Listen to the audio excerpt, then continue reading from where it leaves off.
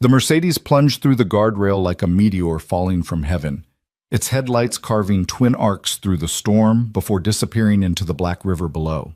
Daniel Hayes had exactly 3 seconds to decide drive past like everyone else would, or dive into those churning waters after a complete stranger. 3 seconds that would shatter everything he thought he knew about fate, fortune, and the price of doing the right thing. Friends settle in for a story that proves sometimes the poorest among us possess the richest hearts. And hey, drop a comment with your city. I'd love to know how far this tale has traveled tonight. The rain hammered against Daniel Hayes' windshield with the fury of 1,000 angry fists, each drop exploding into silver fragments that blurred the world beyond recognition. His 2003 Honda Civic groaned with every gust of wind that swept across Riverbend Bridge, the old suspension creaking like arthritic joints.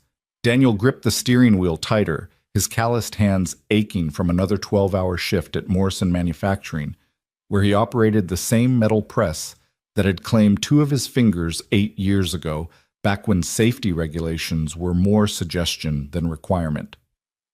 "Just get home," he muttered to himself, squinting through the storm. "Maya's got that science project due tomorrow, and Lily needs her lunch money for the field trip." The dashboard clock glowed 11:47 p.m. in sickly green digits.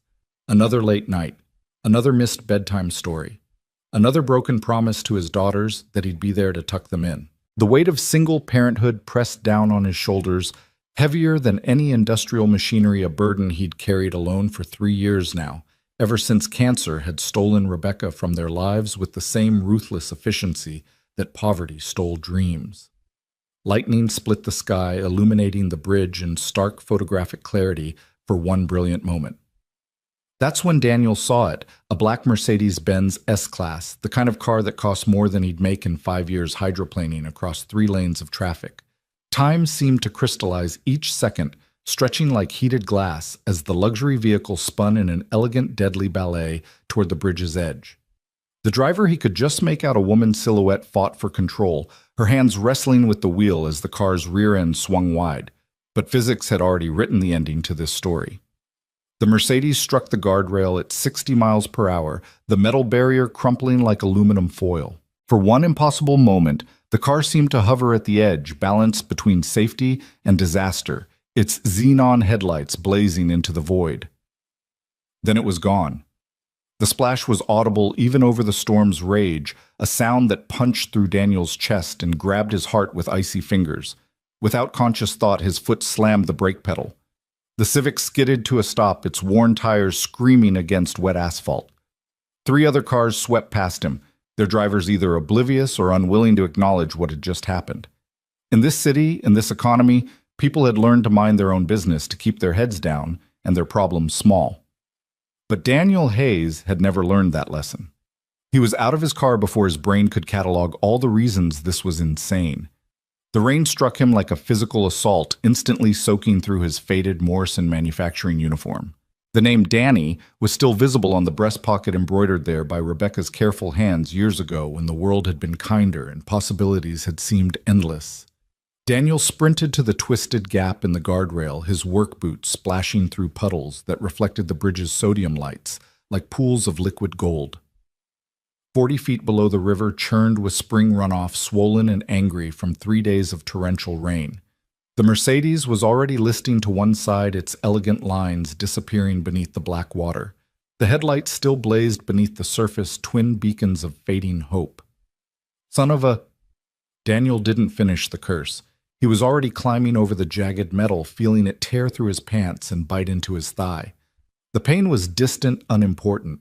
All that mattered was the rapidly shrinking pocket of air inside that sinking tomb of German engineering. The fall lasted forever, and an instant simultaneously. Daniel had time to think about his daughters, Maya, 15, and brilliant with her mother's eyes and his stubborn streak. Lily, 11, and fearless, who still believed her daddy could fix anything. He thought about the half-finished homework on the kitchen table, the overdue electric bill, the parent-teacher conference he'd have to miss next week because Morris wouldn't give him the time off. Then the river swallowed him whole. The cold was beyond description, a savage, crushing force that drove every molecule of air from his lungs and tried to stop his heart mid-beat.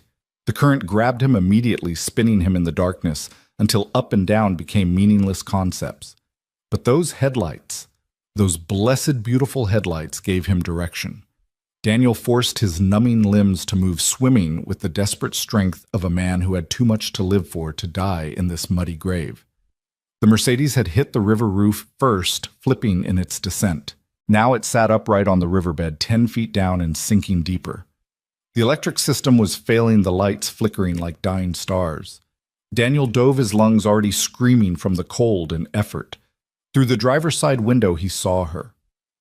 Isabella Carter, though he didn't know her name yet, was trapped in a pocket of air that grew smaller with each passing second. Her designer dress, something that probably cost more than his monthly rent, floated around her like dark silk. Blood traced a delicate line from a gash on her forehead, the red dissolving into the murky water. But her eyes, God, her eyes were alive with terror and determination in equal measure. She wasn't screaming or panicking. She was fighting, pulling at her seatbelt with manicured nails that were already torn and bleeding. Their eyes met through the glass barrier, and something passed between them, a recognition that transcended social class and circumstance. In that moment, she wasn't a millionaire, and he wasn't a factory worker. They were just two human beings separated by 3 inches of German automotive glass and united by the most primal of all equations, life or death. Daniel grabbed the door handle and pulled. Nothing. The water pressure held it sealed better than any lock. The car continued its descent, the hood now tilting upward as water flooded the engine compartment. Isabella's air pocket shrank to mere inches. She pressed her face to the ceiling, gasping at the last precious oxygen. "Hold on!" Daniel shouted, though the words were lost in a burst of bubbles. He swam to the surface, his lungs feeling like they might explode. One desperate breath, then down again. This time he had a plan, or at least the ghost of one. His steel-toed boot, the same one that had protected his feet through countless factory shifts, became a battering ram. Daniel planted himself against the car's frame and drove his heel into the passenger window. Once, twice. The safety glass was designed to resist impact, to protect occupants from flying debris. It wasn't designed to withstand the desperate fury of a father who understood what it meant to fight for someone else's life. On the third strike, the glass exploded inward in a shower of cubic fragments that glittered in the dying headlights like diamonds. Water rushed into the cabin with violent force, and Isabella was thrown against her seatbelt. Daniel pulled himself through the window, feeling the glass fragments tear at his arms and chest. The pain was nothing. Pain was for later. Pain was for the living. Inside the flooded cabin, he found Isabella unconscious, her body limp against the restraints. The seatbelt release wouldn't budge, the mechanism jammed from the impact. Daniel's knife, the folding buck that Rebecca had given him for their 5th anniversary, was in his hand without conscious thought. The blade, kept sharp enough to slice paper, parted the seatbelt like it was made of cobwebs. Isabella's body drifted free, and Daniel caught her, pulling her against his chest. She was so light, or maybe adrenaline made everything light. He kicked off from the driver's seat, propelling them both through the shattered window. His lungs were on fire now, every cell in his body screaming for oxygen. Black spots danced at the edges of his vision as he swam upward, Isabella's dead weight threatening to drag them both into the abyss. They broke the surface together, Daniel gasping air, like a drowning man reborn. Isabella remained limp in his arms, her face pale as porcelain in the intermittent lightning. The current had carried them 50 yards downstream from the bridge. Daniel could hear sirens now. Someone had finally called 911. But they were still in the middle of the river, and Isabella wasn't breathing. "No, no, no," Daniel panted, trying to keep them both afloat while tilting her head back. "You don't get to die on me. Not after all that." He managed to get them to a concrete pylon, part of the old railway bridge that ran parallel to the road. There was a maintenance ledge there, barely 2 feet wide and slick with algae, but it was enough. Daniel hauled Isabella onto it, his muscles trembling from exhaustion and cold. Her lips were blue, her chest still. "Come on." He started chest compressions, pumping with the rhythm Rebecca's oncology nurse had taught him, the same rhythm he'd used trying to bring his wife back that final morning before the ambulance arrived. 1 and 2 and 3 and 4. Nothing. "Breathe, damn it." He pinched her nose, sealed his mouth over hers, and forced air into her lungs. Her lips were cold as winter frost. More compressions. More breath. The sirens were closer now, but not close enough. Never close enough when death was measured in seconds. On the third cycle, Isabella convulsed. River water erupted from her lungs in a violent fountain, and she rolled onto her side, coughing and retching. Daniel supported her, keeping her from sliding back into the river, his relief so profound it made him dizzy. "That's it," he murmured, rubbing her back as she expelled what seemed like half the river. "Get it all out. You're okay. You're alive." Isabella's eyes fluttered open, unfocused and confused. They were green. He noticed the color of spring leaves with flecks of gold that caught the emergency lights now painting the bridge above them. She tried to speak, but only managed more coughing. "Don't talk," Daniel said. "Help's coming. Just breathe." She looked at him, then really looked at him, and her hand found his. Her grip was weak but insistent. "You," she managed between gasps. "You saved—" "Shh. Save your strength." But Isabella Carter, even half-drowned and hypothermic, was not a woman accustomed to being told what to do. "Thank you," she forced out each word a victory against her abused lungs. The rescue boat reached them 5 minutes later, though it felt like hours. Paramedics wrapped them both in thermal blankets and started IVs asking rapid-fire questions that Daniel could barely process. His body was beginning to register the damage, now the gashes from the guardrail and window, the hypothermia setting in, the complete exhaustion that made his bones feel like they were made of lead. "Sir, we need to get you to the hospital," one of the paramedics said, a young woman with kind eyes and gentle hands. "You're bleeding pretty badly and your core temperature is dangerously low." "My daughters," Daniel mumbled through chattering teeth. "Someone needs to. They're home alone." "We'll have someone contact them, sir. What's your name, Wopwa?" Daniel Hayes." On the other stretcher, Isabella was more alert now, an oxygen mask over her face, but her eyes tracking everything. When she heard his name, she turned her head, fighting against the cervical collar they'd placed as a precaution. "Daniel Hayes." She repeated, her voice muffled by the mask, but clear enough. I need to know." "Ma'am, please don't move," her paramedic said. "You could have spinal injuries." Isabella ignored him, her green eyes locked on Daniel's brown ones. "Your information, please. I owe you everything." Daniel wanted to tell her she owed him nothing, that anyone would have done the same. But that was a lie, wasn't it?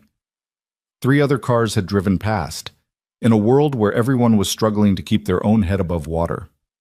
Metaphorically speaking, he'd been the only one willing to dive into literal drowning waters for a stranger. "Morrison Manufacturing," he said as they loaded him into the ambulance. "I work the night shift." Isabella nodded once, a gesture that somehow contained a promise, then let the paramedics minister to her.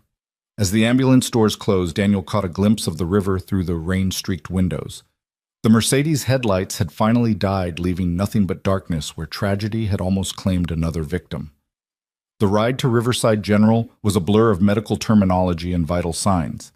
Daniel's mind kept drifting to his daughters. Mrs. Chen from next door was watching them, but she'd be worried by now. He should have been home an hour ago. The paramedic, her name tag said Jennifer, kept him talking, probably to keep him from sliding into shock. "You did something incredible tonight," she said, adjusting his IV drip. "That woman would be dead if not for you." "Just did what anyone would do," Daniel mumbled, though they both knew that wasn't true. "Most people would have called 911 and watched from the bridge. You risked your life for a complete stranger." Daniel thought about Rebecca, about how she'd faced her cancer with such grace and courage, about how she'd made him promise to keep being the man she'd fallen in love with, the one who did the right thing even when it was hard, especially when it was hard. "My wife," he said, not sure why he was telling this stranger. "She died 3 years ago, cancer. Before she went, she made me promise to teach our girls that people matter, that we're all in this together. How could I face them if I'd just driven past?" Jennifer squeezed his shoulder gently. "Your wife sounds like she was an amazing woman." "She was." Daniel closed his eyes, seeing Rebecca's face in his mind, not as she'd been at the end ravaged by chemo and radiation, but as she'd been on their wedding day, radiant with joy and possibility. "She really was." At the hospital, they rolled him into the emergency department, the fluorescent lights harsh after the darkness of the night. He could hear Isabella being brought in behind him, her voice stronger now, asking questions and making demands. Even half dead, she had the tone of someone accustomed to being in charge. "I need a phone," she was saying. "I need to call my office. There are things that need to be—" "Ma'am, it's past midnight," a nurse said patiently. "And you nearly drowned. The office can wait." "You don't understand. I have responsibilities. There are people depending on—" Her voice faded as they took her to a different treatment room. Daniel found himself oddly disappointed. In those intense moments in the river, he'd felt connected to her in a way that defied explanation. Now returned to the regular world with its regular boundaries, she was just another rich person whose life had briefly intersected with his. Dr. Patel, the emergency physician who treated Daniel, was thorough and professional. 17 stitches for the gash on his thigh, 8 more for his arms. Antibiotics for the river water he'd swallowed. Warming blankets and heated IV fluids for the hypothermia. Blood tests to check for infection or contamination. "You're lucky," Dr. Patel said, reviewing his chart. "A few more minutes in that water, and we'd be having a different conversation. The human body isn't designed for that kind of cold stress." "Will I be able to work tomorrow?" Daniel asked. "I mean, today. My shift starts at noon." Dr. Patel looked at him like he'd suggested running a marathon. "Mr. Hayes, you nearly died tonight. You need at least a week of rest, possibly more. Those wounds need time to heal, and your body needs to recover from the trauma." "I can't miss a week of work. I've got bills, kids to feed." "You also have a body that's been through severe trauma. If you don't let it heal, you could end up with complications that keep you out of work even longer." Daniel wanted to argue, but he knew the doctor was right. He also knew that Morrison Manufacturing had a strict attendance policy. A week off without proper documentation would mean termination. And in this economy, in this town, factory jobs weren't exactly growing on trees.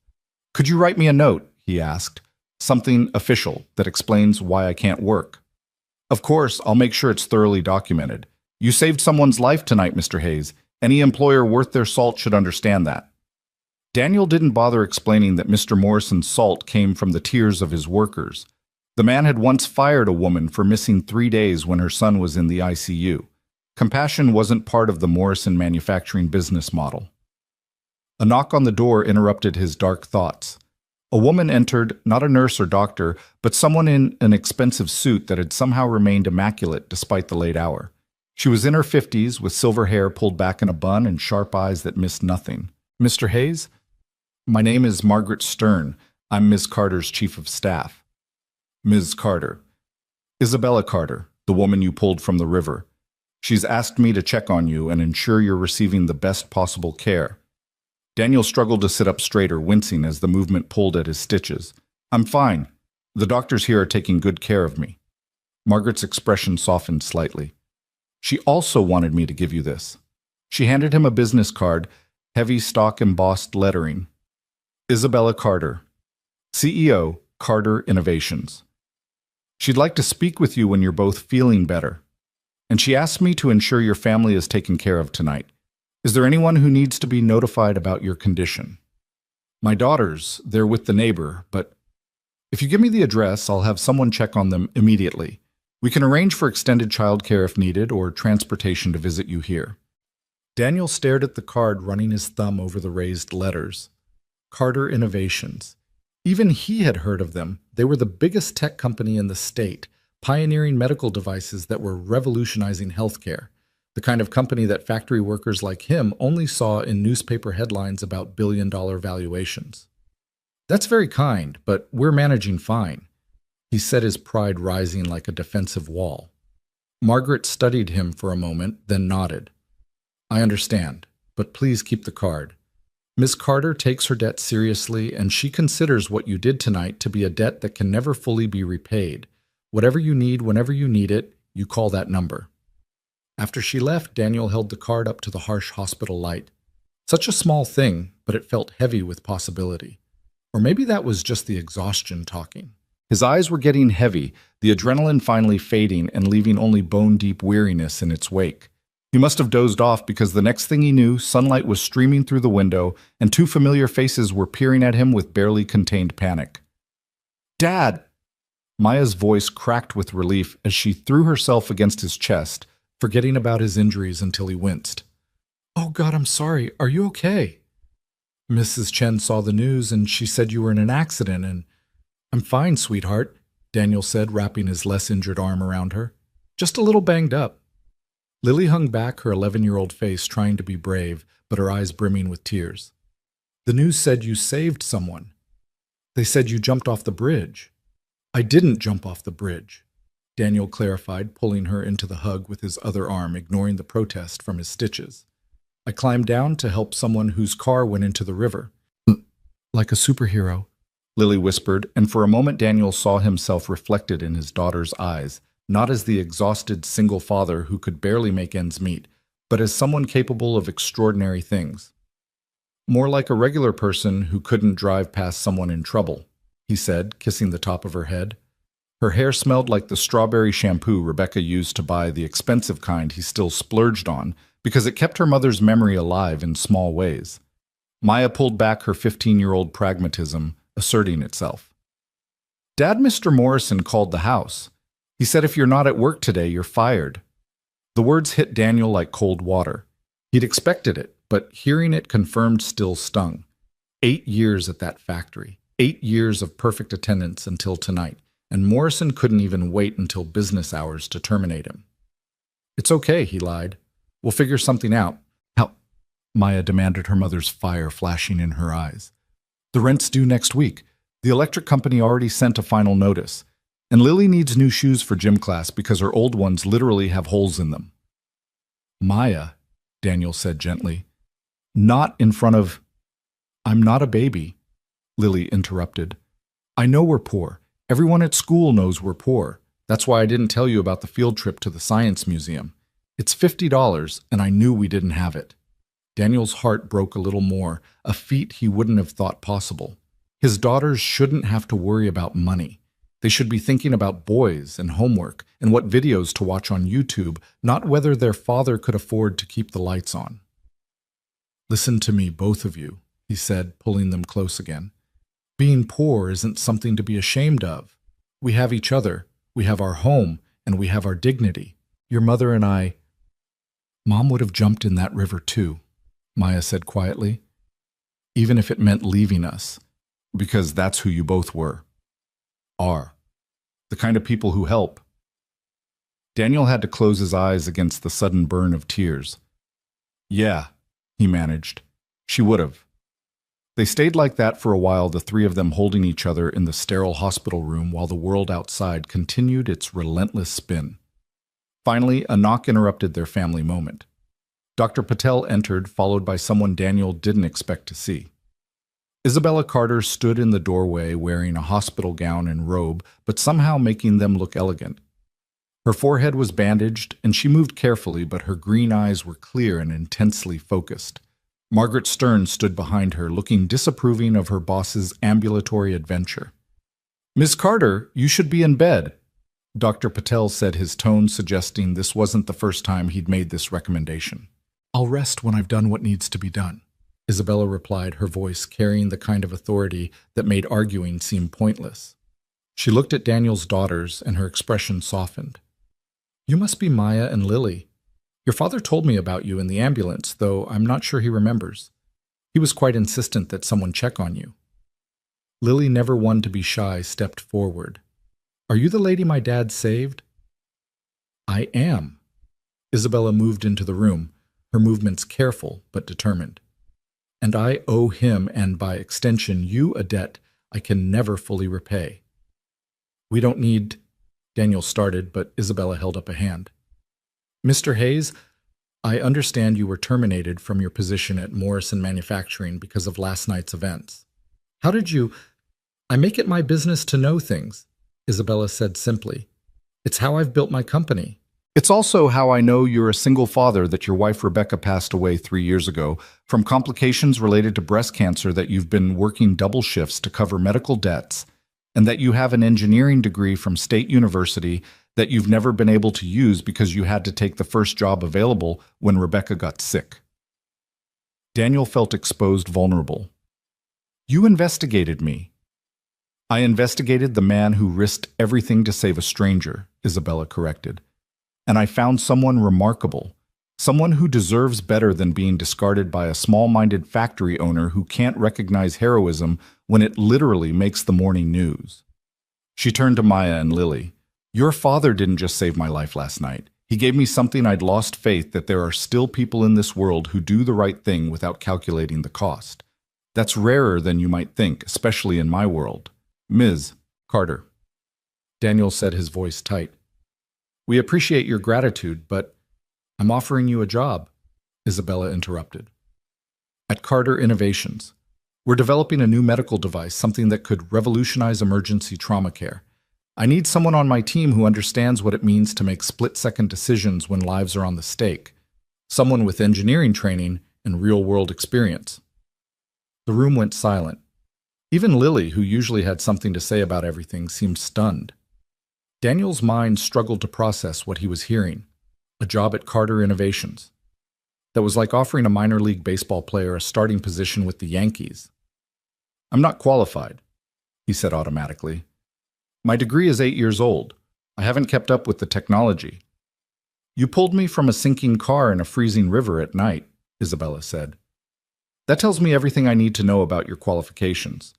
The rest can be learned. What can't be taught is character, and you've already proven you have that in abundance. Maya grabbed Daniel's hand. Dad, you have to take it. It's not that simple, honey. There are considerations. The starting salary is $90,000 a year, Isabella said as casually as if discussing the weather. Full medical and dental benefits, flexible hours to accommodate your family responsibilities, and a signing bonus of $20,000 to help with any immediate financial pressures. Daniel couldn't breathe. $90,000. He made $32,000 at the factory, and that was with overtime. The signing bonus alone would clear their debts and leave enough for an emergency fund, something they hadn't had since Rebecca's illness drained their savings. Why? He asked, needing to understand. You could hire anyone. Why me? Isabella moved closer, and for a moment the CEO facade cracked, revealing something more vulnerable underneath. Because when I was drowning in that car, convinced I was about to die, you appeared like some kind of guardian angel. You didn't know who I was. For all you knew, I could have been anyone, a criminal, an addict, someone who'd made terrible choices. But you came anyway. She paused, seeming to gather herself. My father built Carter Innovations from nothing. He always said that a company is only as good as its people, and that the best people are those who understand that success isn't just about profit, it's about purpose. You have purpose, Mr. Hayes. I want that purpose working for my company. Can we come too? Lily asked suddenly. To the company I want to see where Dad would work.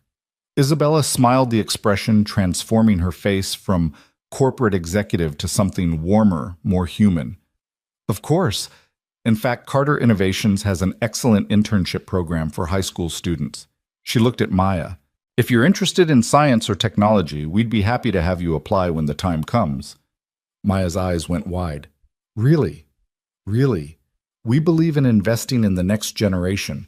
Your father saved my life, but you and your sister are his life. That makes you important to me as well.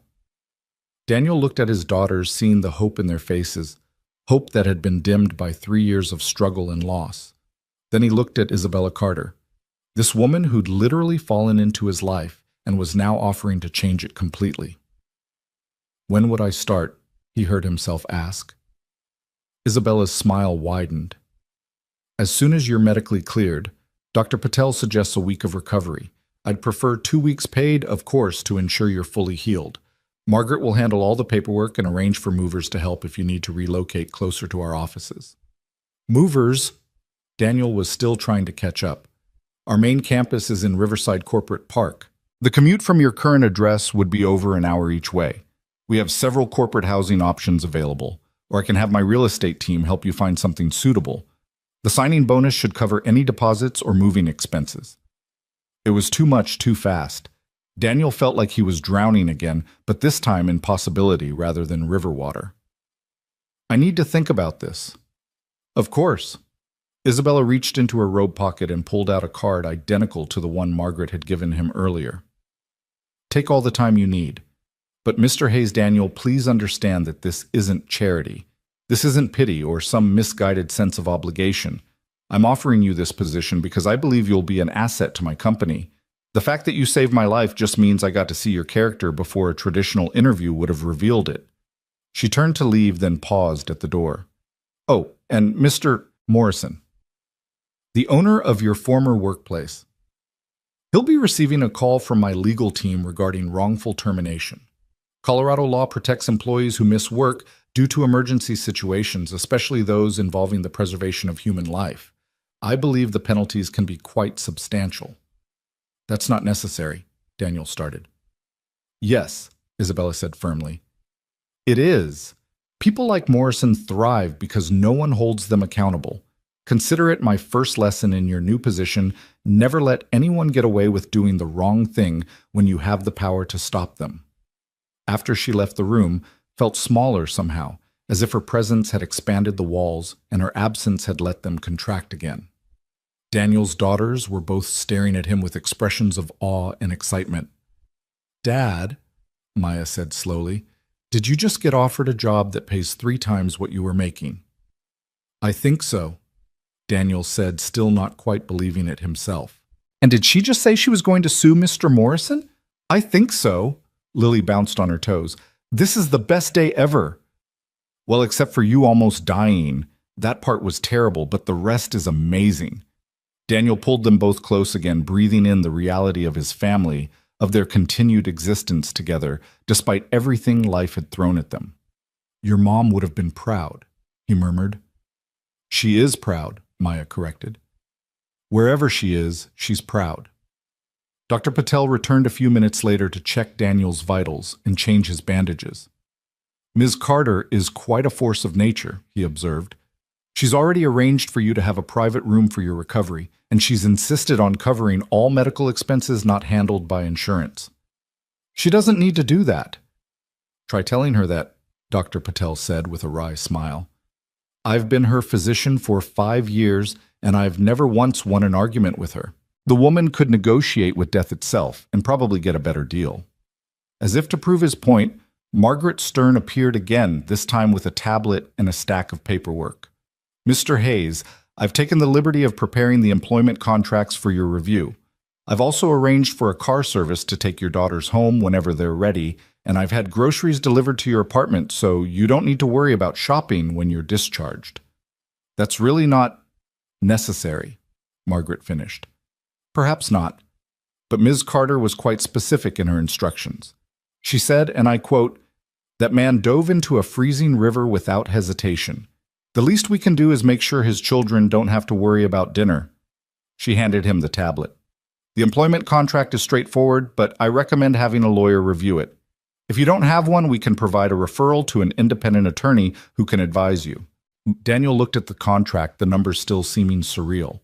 But it wasn't just the salary that caught his attention. It was the job description. Senior Engineering Consultant, Trauma Response Division. They were creating a position specifically for him built around his unique combination of technical knowledge and real-world experience. This division, he said. What exactly would I be doing? Margaret's professional demeanor warmed slightly. Ms. Carter has been developing what she calls the Lifeline Project, a portable medical device that can stabilize trauma patients in the field. The problem has been that the engineers designing it have never actually been in true emergency situations. They're brilliant, but they design for ideal conditions. You would bring practical experience to the team, helping them understand what first responders and civilians actually need when every second counts. Like last night, Maya said quietly. Dad would help them design things for people like him who have to make decisions when everything's going wrong. Exactly, Margaret confirmed. Your father's experience, both his technical training and his practical heroism, makes him uniquely qualified for this role. Daniel signed the contract before he could talk himself out of it. Maybe it was reckless. Maybe he should have had someone review it first, but something in his gut told him this was right. This was the opportunity Rebecca would have wanted him to take the chance to use his education and experience to make a real difference. Excellent, Margaret said, taking the tablet back. I'll have it set up your company email and send you information about orientation. In the meantime, focus on recovering. Ms. Carter is serious about you taking at least 2 weeks to heal properly. The rest of the day passed in a blur of visitors and phone calls. The story had made not just local but national news. Factory worker risks life to save tech CEO. And suddenly, everyone wanted to talk to Daniel.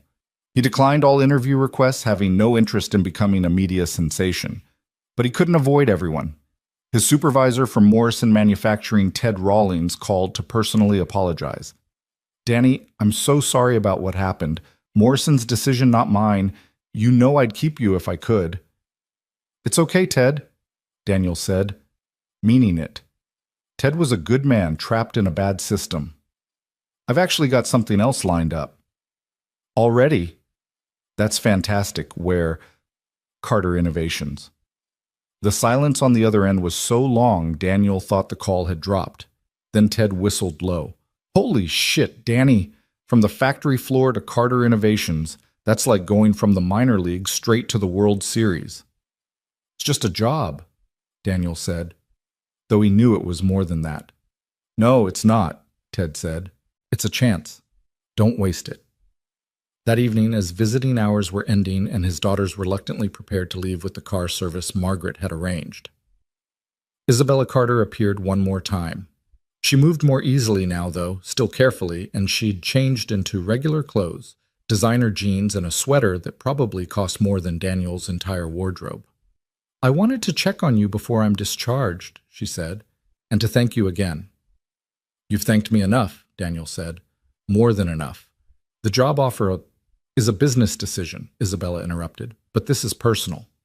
She pulled a chair close to his bed and sat down, her green eyes serious. I need to tell you something about last night, about why I was on that bridge.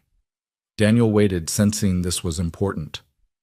I was coming back from visiting my father's grave, she said quietly. It was the 10th anniversary of his death. He built Carter Innovations from nothing, and I've spent every day since trying to live up to his legacy. But lately I've been wondering if I've lost sight of what he really wanted to build.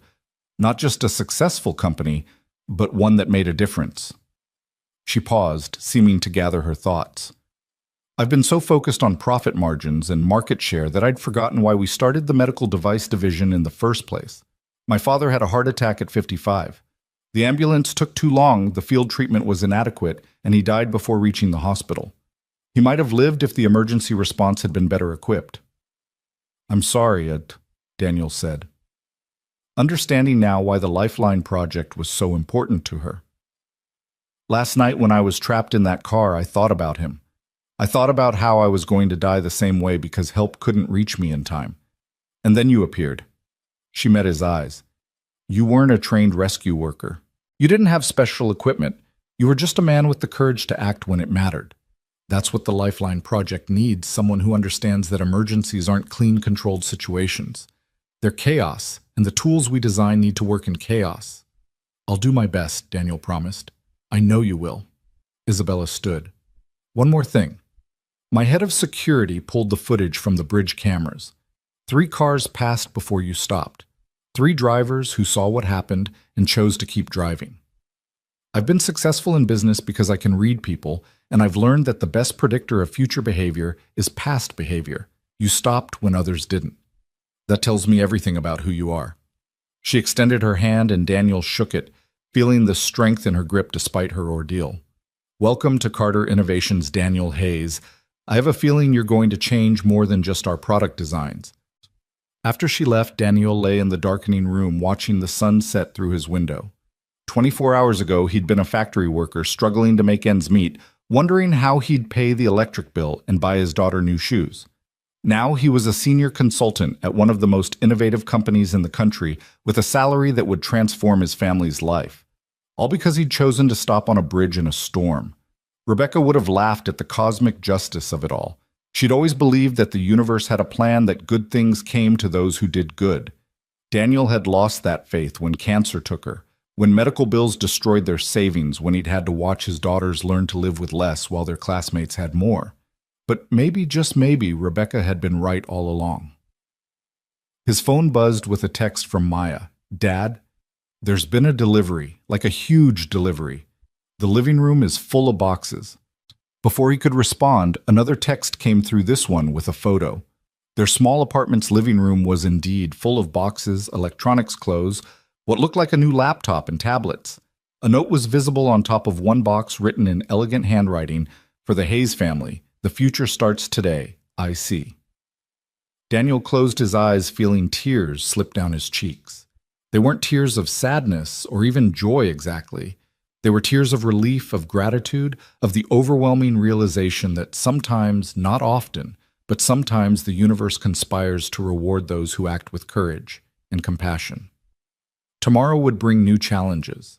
He'd have to learn new systems, work with people who'd spent their careers in corporate environments, prove that he belonged in those gleaming offices despite his factory floor background. There would be those who'd whisper about nepotism, who'd assume he only got the job because he'd saved the CEO's life. Let them whisper. Daniel Hayes had spent 3 years holding his family together with determination and love. He'd survived the loss of his wife, the crushing weight of debt, the daily grind of a job that never paid enough. He'd jumped into a freezing river to save a stranger.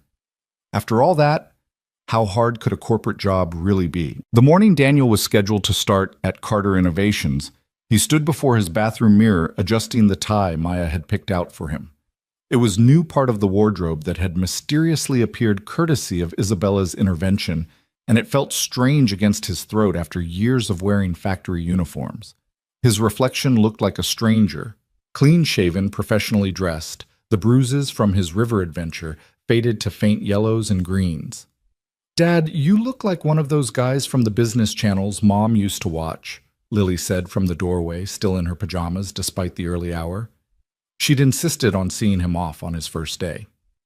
"Is that good or bad?" Daniel asked, genuinely uncertain. "Good. You look like someone important." But Daniel didn't feel important as he drove through the gates of Riverside Corporate Park in his old Honda Civic, acutely aware of how it looked parked among the BMWs and Teslas in the employee lot. The Carter Innovations building was a monument to modern architecture, glass and steel, reaching toward the sky, solar panels glinting on every surface, the company logo rotating slowly on a fountain that seemed to defy gravity. Margaret Stern met him in the lobby, as composed and professional as she'd been in the hospital. "Mr. Hayes, welcome. Ms. Carter asked me to personally handle your orientation." The next hours were a whirlwind of paperwork, ID badges, and introductions. The offices were like something from a science fiction movie, open floor plans with standing desks, meditation rooms, a cafeteria that looked more like a 5-star restaurant. Engineers worked on holographic displays discussing problems Daniel only half understood despite his degree. "This is where you'll be working," Margaret said, leading him to a corner office with floor-to-ceiling windows overlooking the city. "Ms. Carter insisted you have a space that allows for both privacy and collaboration." Daniel stood frozen in the doorway. The office was bigger than his apartment's living room. A top-of-the-line computer setup dominated one wall, while another held whiteboards and design screens. A leather couch occupied one corner, and there was even a small refrigerator. "This can't be right," he said. "I'm just a consultant. This looks like an executive office."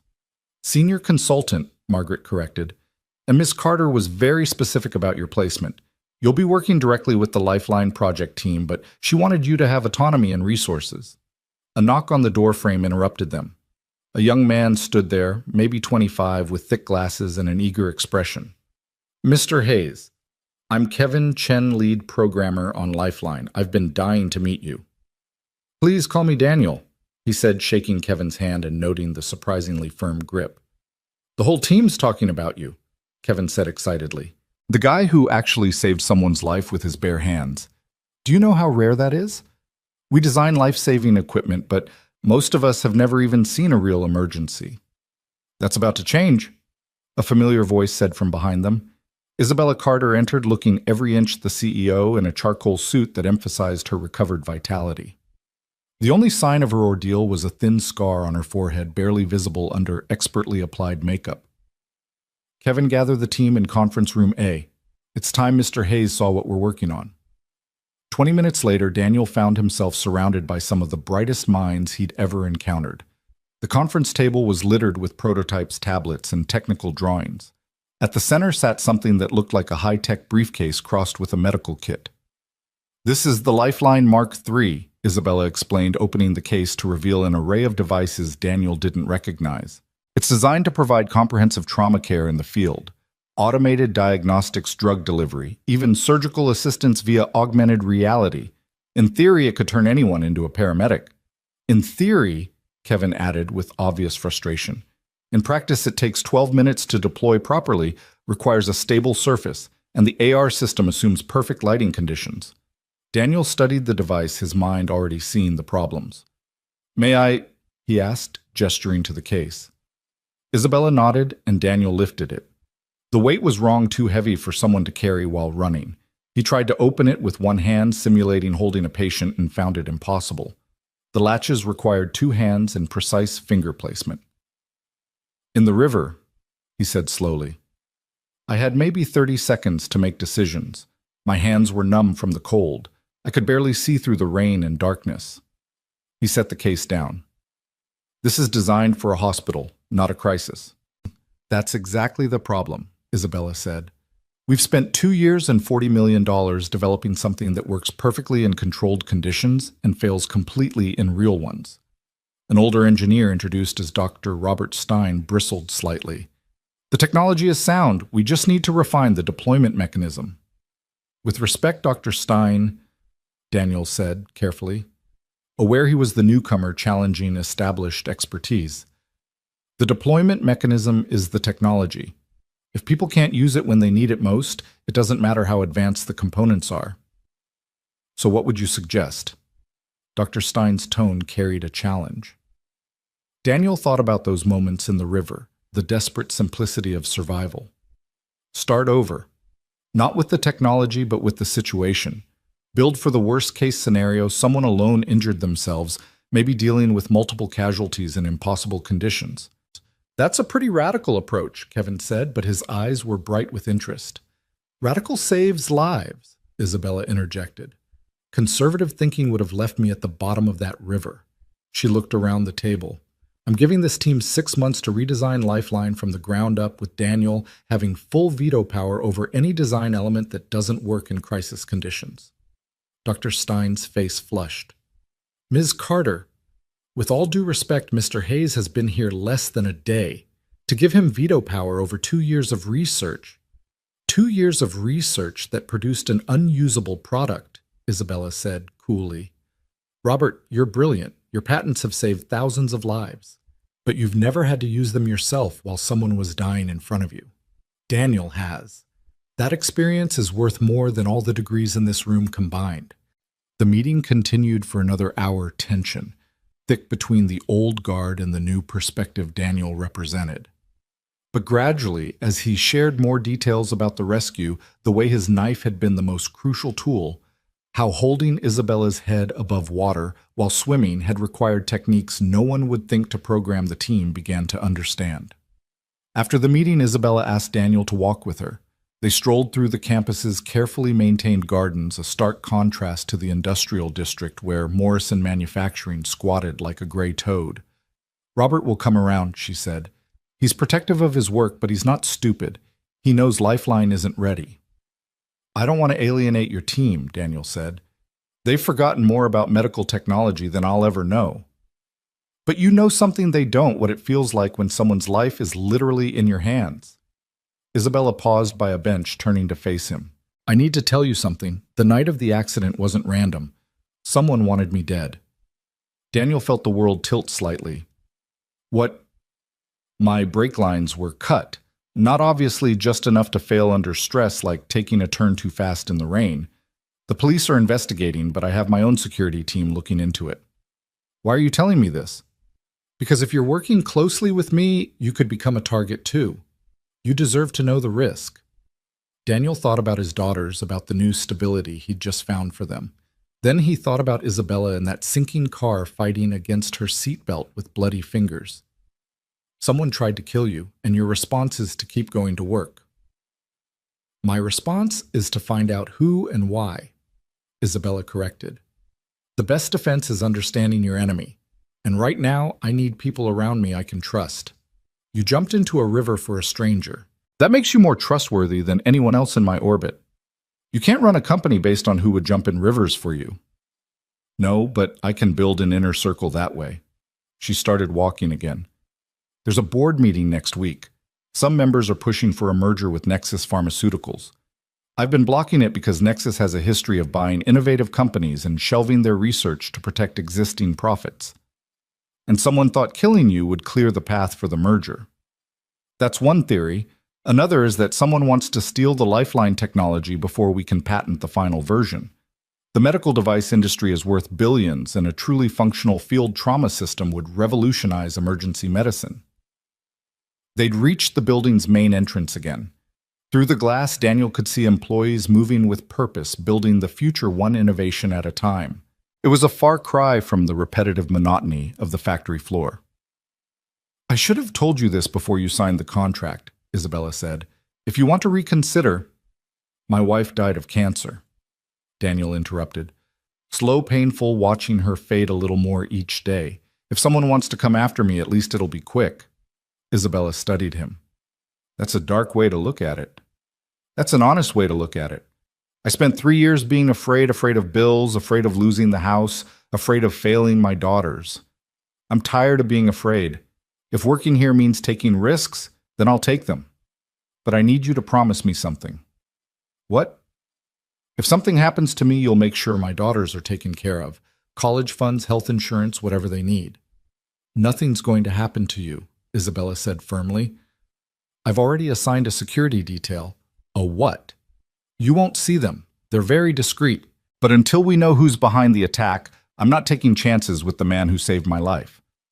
Daniel wanted to protest, but the set of Isabella's jaw suggested it would be pointless. My daughters are covered too. Like I said, discreet. They won't even know they're being watched. The next days blurred together in a combination of intensive learning and gradual integration. Daniel spent mornings with the Lifeline team, challenging assumptions and offering perspectives that made Dr. Stein alternately frustrated and intrigued. Afternoons were dedicated to catching up on 8 years of technological advancement, with Kevin serving as an enthusiastic tutor. You're picking this up faster than expected, Kevin said one afternoon as they reviewed the latest diagnostic algorithms. Your engineering foundation is solid. Rebecca used to say I was too stubborn to admit when something was too hard for me, Daniel replied, then caught himself. He'd been mentioning his wife more lately, as if the new environment had loosened the tight grip he'd kept on his grief. She sounds like she was special. She was. Daniel pulled up a photo on his phone, Rebecca, at their last Christmas together, thin from chemo, but smiling, surrounded by wrapping paper and their daughter's laughter. She would have loved this place. She was always pushing me to do more with my degree. Why didn't you? Life. Kids came early before we were really ready. Rebecca's parents died in a car accident, leaving medical bills. My dad had a stroke and needed care. There was always something more immediate than career advancement. Kevin adjusted his glasses, a nervous habit Daniel had noticed. My parents sacrificed everything to send me to MIT. Sometimes I feel guilty working here, making more in a year than they made in 10. Don't, Daniel said firmly. Parents sacrifice so their kids can have better lives. The best way to honor that is to succeed. A commotion in the hallway interrupted them. Raised voices, then the sharp crack of something breaking. Daniel was moving before his brain fully processed the sound, old instincts from years of factory accidents taking over. In the main lab, Dr. Stein stood amid the wreckage of what had been a prototype, his face flushed with rage. A younger engineer, Sarah Martinez, was backed against a wall looking terrified. 3 months of work, Stein shouted, destroyed because you couldn't follow basic protocols. I ran the simulation exactly as specified, Sarah started. Obviously not, or we wouldn't be looking at a $50,000 mistake. Daniel stepped between them, his voice calm but firm. Dr. Stein, why don't we take a break? Sarah, could you show me what happened? Stein whirled on him. This isn't your concern, Hayes. You're here to consult on field applications, not manage my staff. I'm here to help make Lifeline work. Daniel replied evenly. That includes making sure the team can function under pressure. Right now, you're creating more pressure than any emergency would. For a moment, the lab went silent, everyone watching to see how the confrontation would play out. Then Isabella's voice cut through the tension. Dr. Stein, my office, now. She stood in the doorway, her expression neutral, but her tone brooking no argument. Mr. Hayes, please assess the damage and report to me within the hour. After Stein stormed out, Daniel helped Sarah gather the broken pieces of the prototype. You okay? She nodded, though her hands were shaking. He's been getting worse lately. Ever since you arrived, actually. I think he feels threatened. By me, I barely understand half of what you all are working on. But you understand the half that matters, Sarah said. The human half. Stein's brilliant, but he sees problems as equations to solve, not lives to save. Daniel studied the broken device, recognizing some of the components. What was this supposed to do? Automated injection system. It reads vital signs and administers appropriate drugs without human intervention, but the pressure sensors kept failing in the simulation. Show me the specs. For the next 30 minutes, Sarah walked him through the design. The technology was impressive, but Daniel kept coming back to a fundamental flaw. You're assuming the patient will be still, he said, finally. In real trauma, people thrash. They fight even when you're trying to help them. Isabella nearly punched me in the face when I was pulling her out. Sarah's eyes widened. We never accounted for resistance movement. Because you've never had someone dying in your arms, Daniel said gently. It's not a criticism, it's just a gap in experience. That's why Isabella brought me here. When he reported to Isabella's office, he found her standing at the window wall looking out at the city. Dr. Stein's termination paperwork sat on her desk. You're firing him, Daniel asked. He's brilliant, Isabella said without turning. Published, respected, innovative. He's also toxic to the team dynamic and resistant to change. I kept him this long because of his expertise, but expertise without adaptability is just expensive stubbornness. He's been here since the beginning. The team respects him. The team fears him. There's a difference. She finally turned and Daniel saw exhaustion in her eyes. I need you to take over as project lead. What? No. I've been here 2 weeks. I'm not qualified. You just solved in 30 minutes what Stein couldn't fix in 3 months. Sarah texted me about the movement resistance issue. It's brilliant in its simplicity. It's common sense if you've been in actual emergencies. Exactly. That's what Lifeline needs, common sense from someone who's been there. She moved to her desk, pulling up holographic displays of various prototypes. I'm restructuring the entire project. You'll lead the practical design team. Kevin will handle software integration. Sarah will manage biomedical components. Together you'll build something that actually works. Dr. Stein's supporters won't accept this. You could have a revolt. Then they can revolt elsewhere. I didn't build this company by committee, and I won't save lives that way either. She paused, studying him. There's something else. My security team found evidence of internal communication between Stein and Nexus Pharmaceuticals. Daniel felt the pieces clicking together. He was feeding them information, possibly, or he was positioning himself for a job after the merger he assumed would happen after my death. Isabella's voice was steady, but Daniel heard the betrayal underneath. I trusted him with my father's legacy, and he may have been part of the plot to kill me. You need to involve the police. I have. They're building a case, but they need more evidence. In the meantime, I need someone running Lifeline I can trust absolutely. Daniel thought about his daughters, about the risk he'd be taking. Then he thought about all the people who might die without the technology they were developing. Okay, but we do this my way. No more ivory tower development. We test everything in real conditions. We bring in paramedics, emergency room doctors, even military medics. We build for the worst day, not the best. Isabella smiled, the first genuine smile he'd seen from her since the hospital. That's exactly what I hoped you'd say. The transition wasn't smooth. 3 engineers quit when Daniel was announced as project lead, calling it insulting to be led by someone with no advanced degrees or publications. But for everyone who left, Isabella found hungry young talents eager to work on something revolutionary. Daniel instituted Reality Fridays, where the team would simulate actual emergency conditions. They'd work in the rain and the dark, with artificial injuries limiting their mobility. Kevin initially protested that it was unnecessarily dramatic, but changed his mind when he couldn't open the first aid kit with gloves simulating blood-slicked hands. "This is impossible," he gasped, fighting with a simple latch. "Now imagine you're doing it while someone's screaming," Daniel said, "while their family is begging you to save them, while you can hear sirens in the distance but know they won't arrive in time." Sarah revolutionized the drug delivery system by abandoning automation altogether, instead creating color-coded, shape-specific modules that could be identified by touch alone. Green triangles for adrenaline, red circles for morphine, blue squares for anticoagulants. Simple, foolproof, designed for chaos. The breakthrough came 6 weeks into Daniel's leadership during a particularly frustrating night session. The team had been working 18-hour days trying to meet Isabella's aggressive deadline. Daniel found himself alone in the lab at 2 a.m. surrounded by failed prototypes. "You should go home," Isabella said from the doorway. She was still in her work clothes, looking as tired as he felt. "Your daughters need you." "They're with Mrs. Chen tonight. Maya has a calculus test tomorrow, and she focuses better there. Less drama than her sister creates." Isabella entered the lab, picking up one of the discarded prototypes.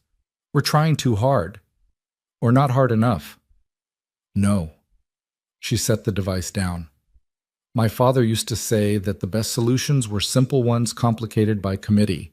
We've been adding features instead of removing obstacles." Daniel looked at the cluttered workbench at all their elaborate solutions to basic problems. "When I pulled you out, I had 3 tools that mattered: my hands, my knife, and the will to use them. So what does Lifeline really need to be? A force multiplier, not a replacement for human judgment, but an enhancement of human capability." Daniel grabbed a marker and started sketching on the whiteboard. Modular, intuitive. Each component works independently, but better together. Isabella watched him work, adding her own notes.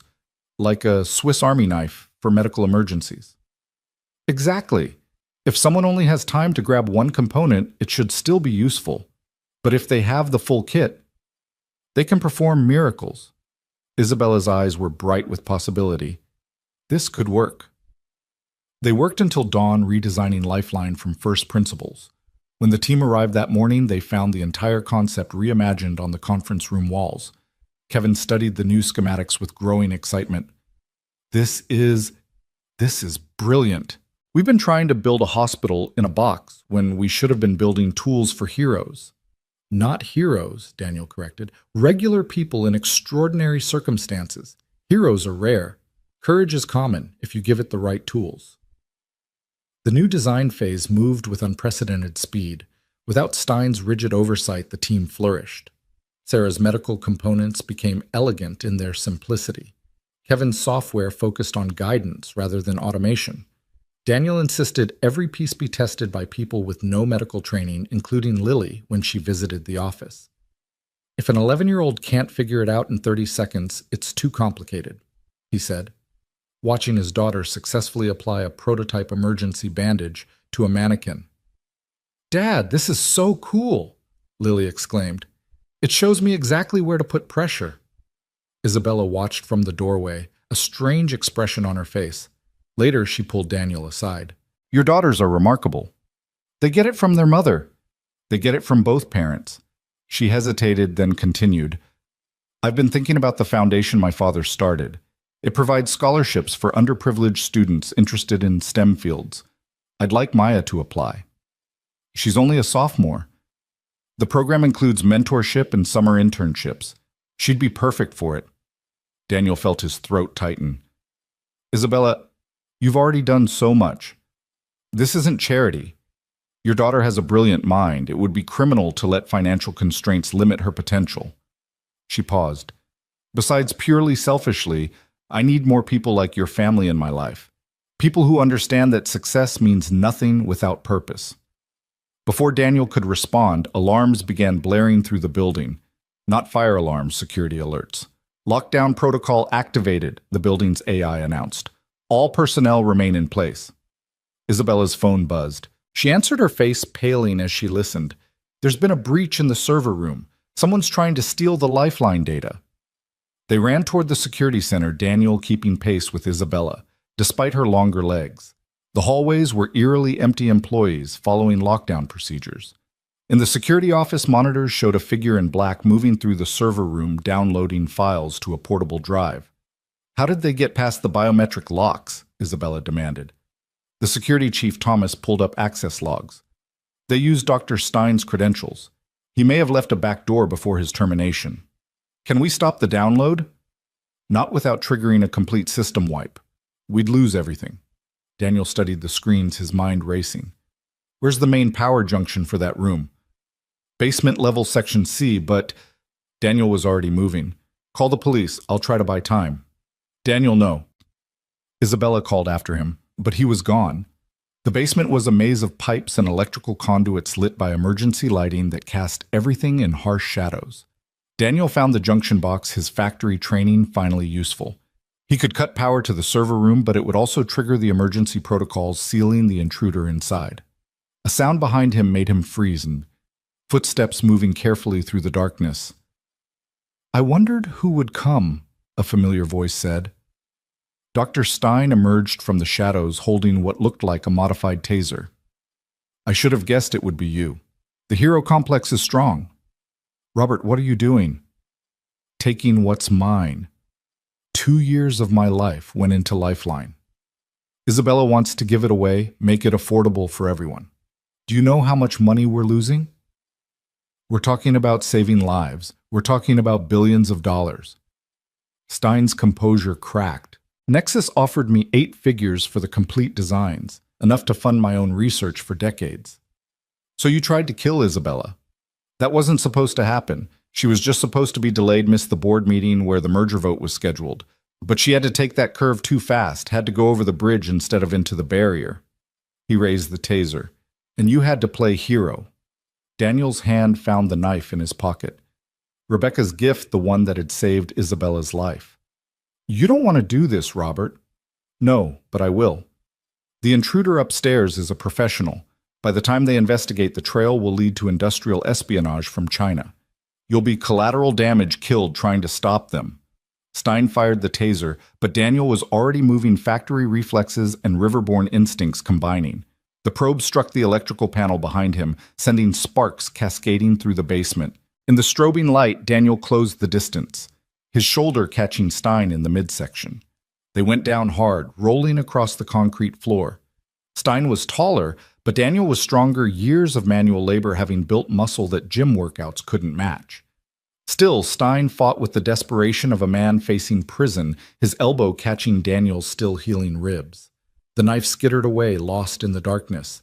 They grappled, each seeking advantage, until Daniel managed to pin Stein against a support column. But Stein's hand found a pipe wrench, swinging it toward Daniel's head. The gunshot was impossibly loud in the enclosed space. Stein jerked the wrench, falling from nerveless fingers. Behind them, Isabella stood with Thomas and 2 security guards, her hand steady on a smoking pistol. I'm a very good shot, she said calmly. My father insisted. The next one won't be in your shoulder. Stein collapsed, clutching his wounded shoulder, his grand plan unraveling. The police arrived minutes later, along with federal agents who'd been investigating the industrial espionage angle. The intruder in the server room turned out to be a hired mercenary who quickly gave up Stein as his employer when faced with federal charges. In the aftermath, as paramedics treated Daniel's reopened wounds and police took statements, Isabella found him sitting on the loading dock watching the sunrise. You could have been killed, she said, sitting beside him. So could you. Nice shooting, by the way. I lied. That was the first time I've ever fired a gun outside a range. I was aiming for his leg. Despite everything, Daniel laughed. Don't tell him that. Our secret. She was quiet for a moment. You saved me again. You saved me right back. I'd say we're even. We'll never be even, but maybe that's okay. Maybe the best partnerships are built on mutual debts that can never quite be repaid. Daniel thought about that, about the strange path that had led him from a bridge in a storm to this moment. Your father would be proud of what you're building. I hope so. Isabella stood, offering him her hand. Come on, we have a device to finish, lives to save, a future to build. Daniel took her hand, letting her pull him to his feet. As they walked back into Carter Innovations, he thought about Rebecca, about how she'd always believed in the power of unexpected blessings. 6 months ago, he'd been drowning in a different kind of river: poverty, grief, hopelessness. Now he was part of something larger than himself. The Lifeline Project would go on to save thousands of lives with Daniel's practical insights, making it accessible to first responders worldwide. Maya would get her scholarship, eventually joining Carter Innovations as a lead engineer. Lily would grow up believing anything was possible if you had the courage to reach for it. But all of that was still to come. In this moment, Daniel Hayes walked beside Isabella Carter into a building full of possibility, two survivors bound by water and blood, ready to change the world one innovation at a time. The weeks following Stein's arrest brought a strange mixture of intensity and calm to Carter Innovations. Federal investigators combed through years of communications, uncovering a web of corporate espionage that reached deeper than anyone had imagined. Daniel threw himself into the Lifeline Project with renewed urgency, knowing that somewhere out there other companies were racing to develop similar technology. "Dad, you missed dinner again," Maya said over the phone, her voice carrying that particular blend of understanding and disappointment that made Daniel's chest ache. "I know, sweetheart. I'm sorry. The prototype testing ran long and—" "It's okay. Lily saved you a plate. She made mac and cheese from scratch the way Mom used to." Daniel closed his eyes, leaning back in his office chair. Through the window, the city lights sparkled like earthbound stars. "I'll be home soon. Tell her I'll heat it up when I get there." "Actually," Maya hesitated, "Ms. Carter called earlier. She invited us to dinner tomorrow night, all three of us." Daniel straightened. Isabella had maintained professional boundaries since the incident with Stein, their interactions limited to work discussions and project meetings. A dinner invitation felt like crossing an invisible line. Did she say why? Something about wanting to know the family behind the man who keeps saving her company. Lily's already picking out her best dress. The next evening found Daniel standing outside Isabella's penthouse apartment, his daughters flanking him. The building was the kind of place he'd only seen in movies: a doorman marble lobbies, elevators that required special keys to reach the top floors. "This is where she lives," Lily whispered, eyes wide. "It's like a palace." "It's just an apartment," Daniel said, though he understood his daughter's awe. Isabella answered the door herself, dressed casually in jeans and a simple sweater that somehow made her look younger, more approachable. "You came," she said, genuine pleasure in her voice. "You invited us," Daniel replied, suddenly aware of how his off-the-rack blazer must look in these surroundings. "I was afraid you'd find an excuse. You have a talent for avoiding non-work social situations." She turned to his daughters, her smile warming. "Maya, Lily, I'm so glad you're here. I've heard so much about you both." The penthouse was stunning but surprisingly warm, filled with personal touches. Family photos, worn books, a piano with sheet music scattered across its bench. This wasn't the sterile showplace Daniel had expected. "You play?" Maya asked, noticing the piano. "Badly," Isabella admitted. "My father insisted I learn. He said music taught discipline and mathematics simultaneously. I mostly just enjoyed making noise." Dinner was catered but served family-style, everyone helping themselves from shared dishes. Isabella asked the girls about school, their interests, their dreams, and she listened with genuine attention that made even shy Lily open up. "I want to be a marine biologist, but," Lily announced, then immediately looked embarrassed. "I know it's silly." "Why would that be silly?" Isabella asked. "The oceans are the last frontier on Earth. We know more about the surface of Mars than we do about our own deep seas." "That's what I tell people, but they say there's no money in it, that I should be practical." "Practical is overrated," Isabella said, catching Daniel's eye. "Your father wasn't practical when he jumped into that river. If he had been, I wouldn't be here." "He's always doing impractical things," Maya said with a fond eye roll, "like taking a job he wasn't qualified for just because someone believed in him." "He's more than qualified," Isabella said firmly.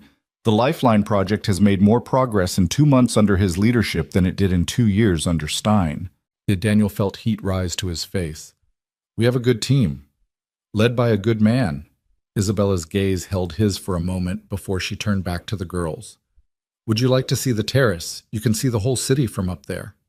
As the girls explored the wraparound terrace with its stunning views, Isabella and Daniel found themselves alone by the floor-to-ceiling windows. "Thank you for coming," she said softly. "I know it's awkward mixing personal and professional." "It's fine," Daniel interrupted. The girls were thrilled. They don't get many fancy dinners. "That's not why I invited you." Isabella turned to face him fully. "I've been thinking about what you said about partnerships built on debts that can't be repaid, but I don't want our relationship to be about debt." "What do you want it to be about?" Before she could answer, Lily's scream pierced the night. Daniel was moving instantly, rushing onto the terrace to find his youngest daughter backing away from a figure climbing over the railing. The man was dressed in black tactical gear, a rappelling rope extending to the roof. He had a gun currently pointed at Lily, who stood frozen between him and the terrace door. "Nobody move," the intruder said, his accent vaguely Eastern European. "I'm here for the Carter woman. The rest of you can leave once I have what I came for." Daniel's mind calculated distances and angles, his body coiled to spring, but the gun was too close to Lily. One wrong move and his daughter would pay the price. "I'm right here," Isabella said, stepping forward with remarkable calm. "Let the child go and we can discuss what you want." "What I want is the complete Lifeline schematics. The real ones, not the decoys you've been showing the board. Those files are encrypted and stored off-site. I'd need to go to the office." "No." The man pulled out a tablet with one hand, keeping the gun trained on Lily with the other. "You can access them from here. Executive override protocols. I've done my homework." Maya had moved closer to her sister, trying to shield her without being obvious about it.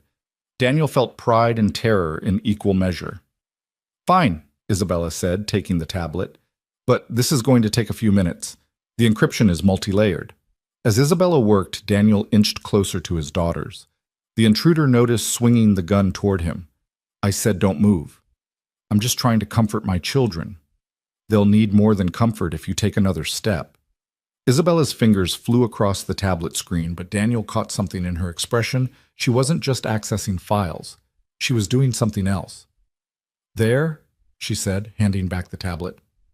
"The files are downloading to your server." The man checked the screen, satisfied. "Good.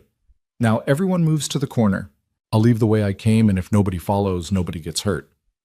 They started moving, but as the intruder backed toward the railing, still covering them with the gun, Lily stumbled. It was a small thing, a child's clumsiness, but she fell toward the man. He reacted instinctively, moving the gun to avoid hitting her, and in that split second, Daniel launched himself forward. They hit the railing hard, the gun spinning away into the night.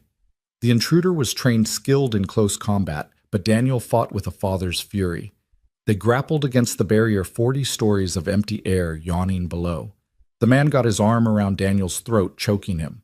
Daniel's vision started to dim, but then Maya was there, kicking at the attacker's knee with her soccer-trained legs. The man cursed, his grip loosening, and Daniel broke free. Isabella appeared with the gun, holding it steady. "Let him go, or I'll shoot." The intruder laughed. "You won't risk hitting him." "Want to bet your life on that?" Isabella's voice was ice cold. "I've already killed one man to protect this family. You'd be number 2. Something in her tone must have convinced him. The intruder released Daniel, raising his hands. "The files are already transmitted. Killing me won't stop what's coming." "No, but it'll make me feel better," Isabella said. Then, to Daniel's surprise, she smiled. "By the way, those weren't the Lifeline files you downloaded. They were something special I prepared for anyone who tried to steal from me." The intruder's eyes widened. He pulled out his phone, presumably to check with his handlers, and his face went pale. "What did you do?" "I gave you exactly what you deserved, a virus that's currently destroying every system it touches. Your entire network is probably crashed by now. Oh, and it also transmitted your location and all your communications to the FBI. They should be here any minute." Sirens were indeed approaching, growing louder. The intruder looked at the railing, calculating whether he could reach his rope before Isabella shot him. "Don't," Daniel warned, moving between the man and his escape route. "It's over." The police arrived in force, followed by federal agents who seemed unsurprised by the situation. As they led the intruder away, one agent stayed behind to take statements. "Ms. Carter, this is the 3rd attempt on your intellectual property in 6 months," the agent said. "Perhaps you should consider additional security measures." "I'll take it under advisement." Isabella replied, her arm around Lily, who hadn't left her side since the incident. After the authorities left, Daniel found himself standing with Isabella on the now quiet terrace. His daughters were inside, Maya calling Mrs. Chen to let her know they'd be late. "You knew something like this might happen," Daniel said. It wasn't a question. "I suspected. There's been chatter about Lifeline in certain circles. Other companies know we're close to breakthrough." She touched his face gently, examining a bruise forming on his jaw. "I'm sorry. I never should have invited you here, put your family at risk." "Stop." Daniel caught her hand, holding it. "We're not going to do this. We're not going to let fear dictate how we live. Your daughters could have been hurt, but they weren't. And they got to see that sometimes standing up to bad people is necessary, even when it's scary." He squeezed her hand. "Especially when it's scary." Isabella looked at their joined hands, then up at his face. "Daniel, I need to tell you something. These past months working with you, seeing how you are with your daughters, the way you approach every problem with such integrity." "Ms. Carter, mes maçons." Lily appeared in the doorway. "Are you okay?" Isabella smiled at the girl. "I'm fine, sweetie. Are you—" Lily nodded, then surprised everyone by hugging Isabella tightly. "Thank you for protecting us." "Your dad did the protecting," Isabella said, her voice thick with emotion. "You both did," Lily said with the wisdom children sometimes possess.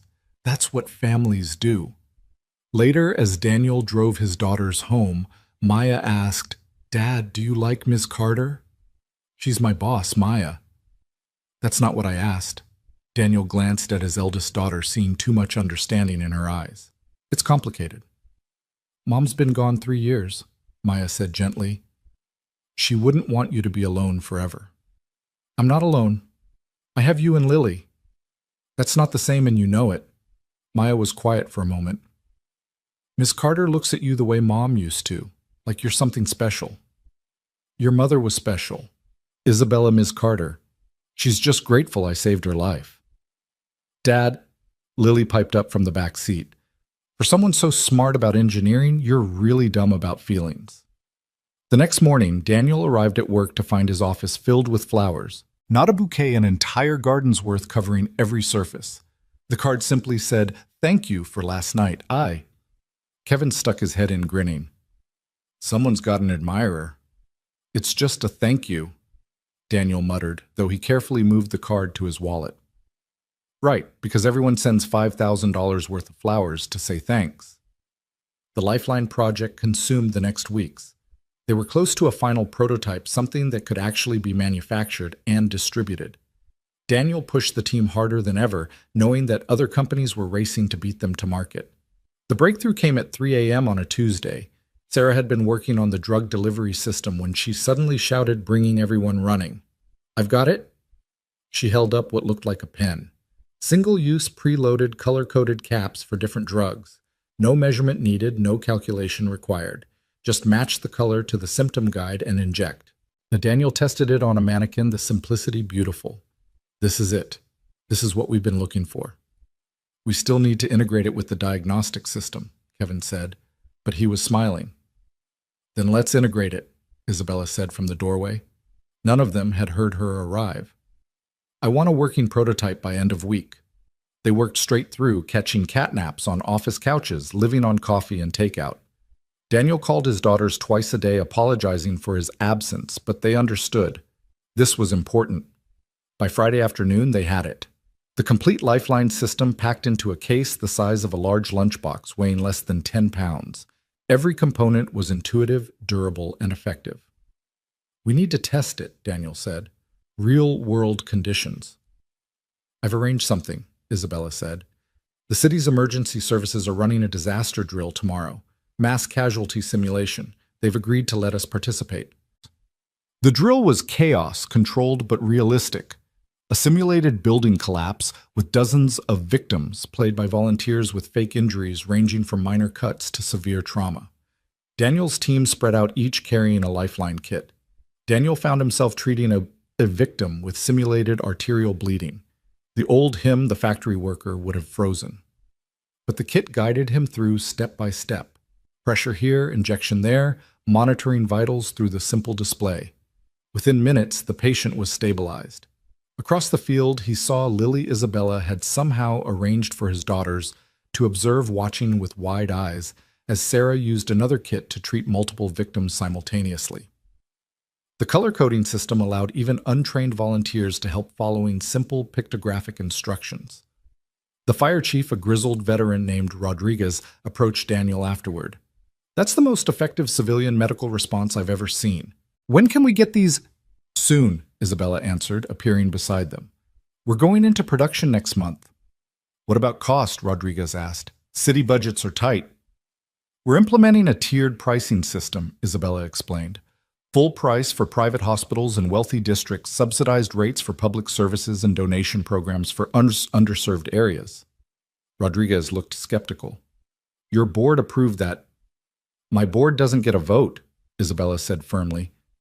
"This technology will save lives regardless of economic status." That evening, the team celebrated at a local bar. For the first time in months, they could relax knowing they'd created something extraordinary. Daniel nursed a beer, watching his team laugh and joke, feeling a pride different from any factory accomplishment. "You did this," Isabella said, sliding onto the bar stool beside him. "You took a failed project and turned it into something revolutionary." "We did this," Daniel corrected. "All of us." "But you let us. You showed us what really mattered." She was quiet for a moment. "My father would have loved you. Based on what you've told me about him, I would have loved him too." Isabella turned to face him fully. "Daniel, that night at my apartment before we were interrupted." "Isabella," he started, but she pressed a finger to his lips. "Let me finish. I know this is complicated. I'm your boss, you're still grieving your wife, and we have a professional relationship that could be jeopardized. I know all the reasons this is a bad idea. But when I was drowning in that car, when I thought I was going to die, my biggest regret wasn't about the company or the money or any of that. It was that I'd never let anyone really know me. I'd never taken the risk of being vulnerable with someone." Daniel set down his beer, giving her his full attention. "And now I know that life's too short and too uncertain to let fear make decisions for us." She took a breath. "I'm falling in love with you, Daniel Hayes. Not because you saved my life, but because of who you are. The way you think, the way you love your daughters, the way you see solutions where others see problems." Daniel felt his heart racing like it hadn't since Rebecca's diagnosis. "Isabella, you don't have to say anything. I just needed you to know." But Daniel was already moving, cupping her face in his calloused hands, kissing her with all the longing he'd been suppressing for months. She kissed him back, and for a moment, the bar, the team, the world itself disappeared. When they parted, both breathing hard, Daniel saw tears in Isabella's eyes. "I thought I'd never feel this again," he whispered. "After Rebecca, I thought that part of me died with her." "Maybe it did," Isabella said softly. "Maybe this is something new built on the foundation of who you were, but reaching toward who you're becoming." Sarah's wolf whistle broke the moment, and they realized the entire team was watching with huge grins. "About damn time," Kevin called out. "We've been placing bets for weeks." Daniel felt his face burn, but Isabella just laughed. "Who won?" "Margaret," Sarah admitted. "She said it would happen during the celebration party." "Margaret knows everything," Isabella said, then kissed Daniel again to the cheers of their team. But the celebration was short-lived. Daniel's phone rang, Mrs. Chen frantic. "Daniel, there are men at your apartment. They said they're federal agents, but something feels wrong." Daniel's blood went cold. "Where are my daughters?" "I have them at my place, but these men, they're going through your apartment," and the line went dead. Daniel was already moving Isabella beside him. "Thomas?" she called to her security chief, who'd been nursing a club soda in the corner. "We have a situation." They raced across the city, Thomas driving with professional skill while coordinating with his team over encrypted comms. By the time they reached Daniel's apartment building, real federal agents were already there. "Mr. Hayes, Agent Morrison, whom Daniel recognized from the previous investigations, approached them. "We have a problem. Someone impersonated federal agents to search your apartment. They were looking for something specific. Daniel's apartment was ransacked, but not randomly. Whoever had searched it had been methodical professional. They were looking for lifeline data, Isabella said with certainty. They must think Daniel keeps copies at home. Do you? Morrison asked. Of course not. All work stays at the office. But something was nagging at Daniel. He went to his bedroom to Rebecca's jewelry box that he'd never been able to pack away. Inside, beneath her wedding ring and the locket with their daughter's baby pictures, was a flash drive. What is that? Isabella asked. Rebecca's medical records. I digitized everything after she died, trying to understand if we could have caught it earlier. Daniel pulled out the drive and his heart sank. Someone had marked it with a tiny dot of red ink. They found it. They marked it, but left it. Why would they? Isabella's eyes widened. They think that's where you hid lifeline data. They're planning to come back for it. Agent Morrison immediately began coordinating a surveillance operation. We'll use it as bait. When they come back, we'll be waiting. My daughters, Daniel said. They're not safe. We're moving them to a secure location, Morrison assured him. This ends tonight. The trap was set. Daniel and his daughters were relocated to a safe house while agents waited in and around the apartment. Isabella insisted on staying with them despite Morrison's protests. They're after my technology, she said firmly. I'm involved whether you like it or not. The safe house was a modest suburban home, unremarkable from the outside, but equipped with state-of-the-art security. Daniel's daughters were scared, but trying to be brave. Maya comforting Lily while pretending she wasn't terrified herself. This is like a movie, Lily said, trying to find excitement in the fear. Movies end in 2 hours, Maya replied. This is real life. Isabella sat with them telling stories about her father's early days building the company, how he'd started in a garage with nothing but ideas and determination. Daniel watched her with his daughters, saw how naturally she fit into their dynamic, and felt something in his chest that was equal parts joy and terror. His phone buzzed a message from Morrison. They took the bait. 3 men heavily armed. We're moving in. The next 20 minutes felt like hours. Daniel paced while Isabella kept the girls distracted with card games. Finally, Morrison called. We got them. Professional mercenaries hired through intermediaries. But Daniel, we found something else. They had detailed information about your family, your routines, your daughter's schools. This wasn't just about Lifeline. What do you mean? Someone wants leverage over Ms. Carter. They knew about your relationship, about how important you've become to her. You and your daughters were going to be kidnapped, used to force her to hand over the technology. Daniel felt sick. His involvement with Isabella had put his children in danger. We've traced the money, Morrison continued. It leads back to Marcus Bellamy, Ms. Carter's CFO. Isabella went rigid. Marcus? But he's been with the company for 15 years. He was my father's friend. Apparently, he's been planning this for a while. He's been shorting Carter Innovation stock while secretly buying shares in your competitors. If Lifeline fails or gets stolen, he makes millions. Where is he now? Isabella's voice was deadly calm. Unknown. He didn't show up for work today. We have a warrant, but... He has a cabin, Isabella interrupted. In the mountains. My father gave it to him as a bonus years ago. She grabbed her phone, pulling up the address. If he's running, that's where he'll go. Morrison wanted to handle it officially, but Isabella was already moving. This is personal now. He threatened Daniel's children. He betrayed my father's memory. I'm going. Isabella, no. Daniel caught her arm. Let the authorities handle it. The authorities move too slowly. By the time they get warrants and organize a team, he'll be in another country. She looked at him with fierce determination. I'm ending this tonight. Thomas was already bringing the car around. Daniel looked at his daughters, then at Isabella. I'm coming with you. Dad, no. Maya protested. I'll be back soon.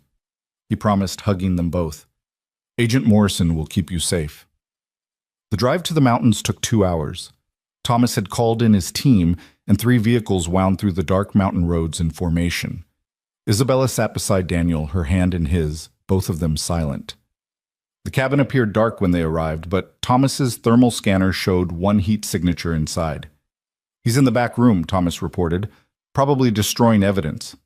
"We go in fast," Isabella decided, "before he can finish." But as they approached, Marcus's voice called out, "I know you're there, Isabella. Come in. Let's discuss this like civilized people." Isabella started forward, but Daniel stopped her. "It could be a trap." "Everything's been a trap?" she replied. "At least this one's in the open." They entered together, Thomas and his team covering them. Marcus sat at a desk, a fire burning in the fireplace beside him, papers turning to ash. "Too late," he said calmly. "All the evidence is gone. You can't prove anything."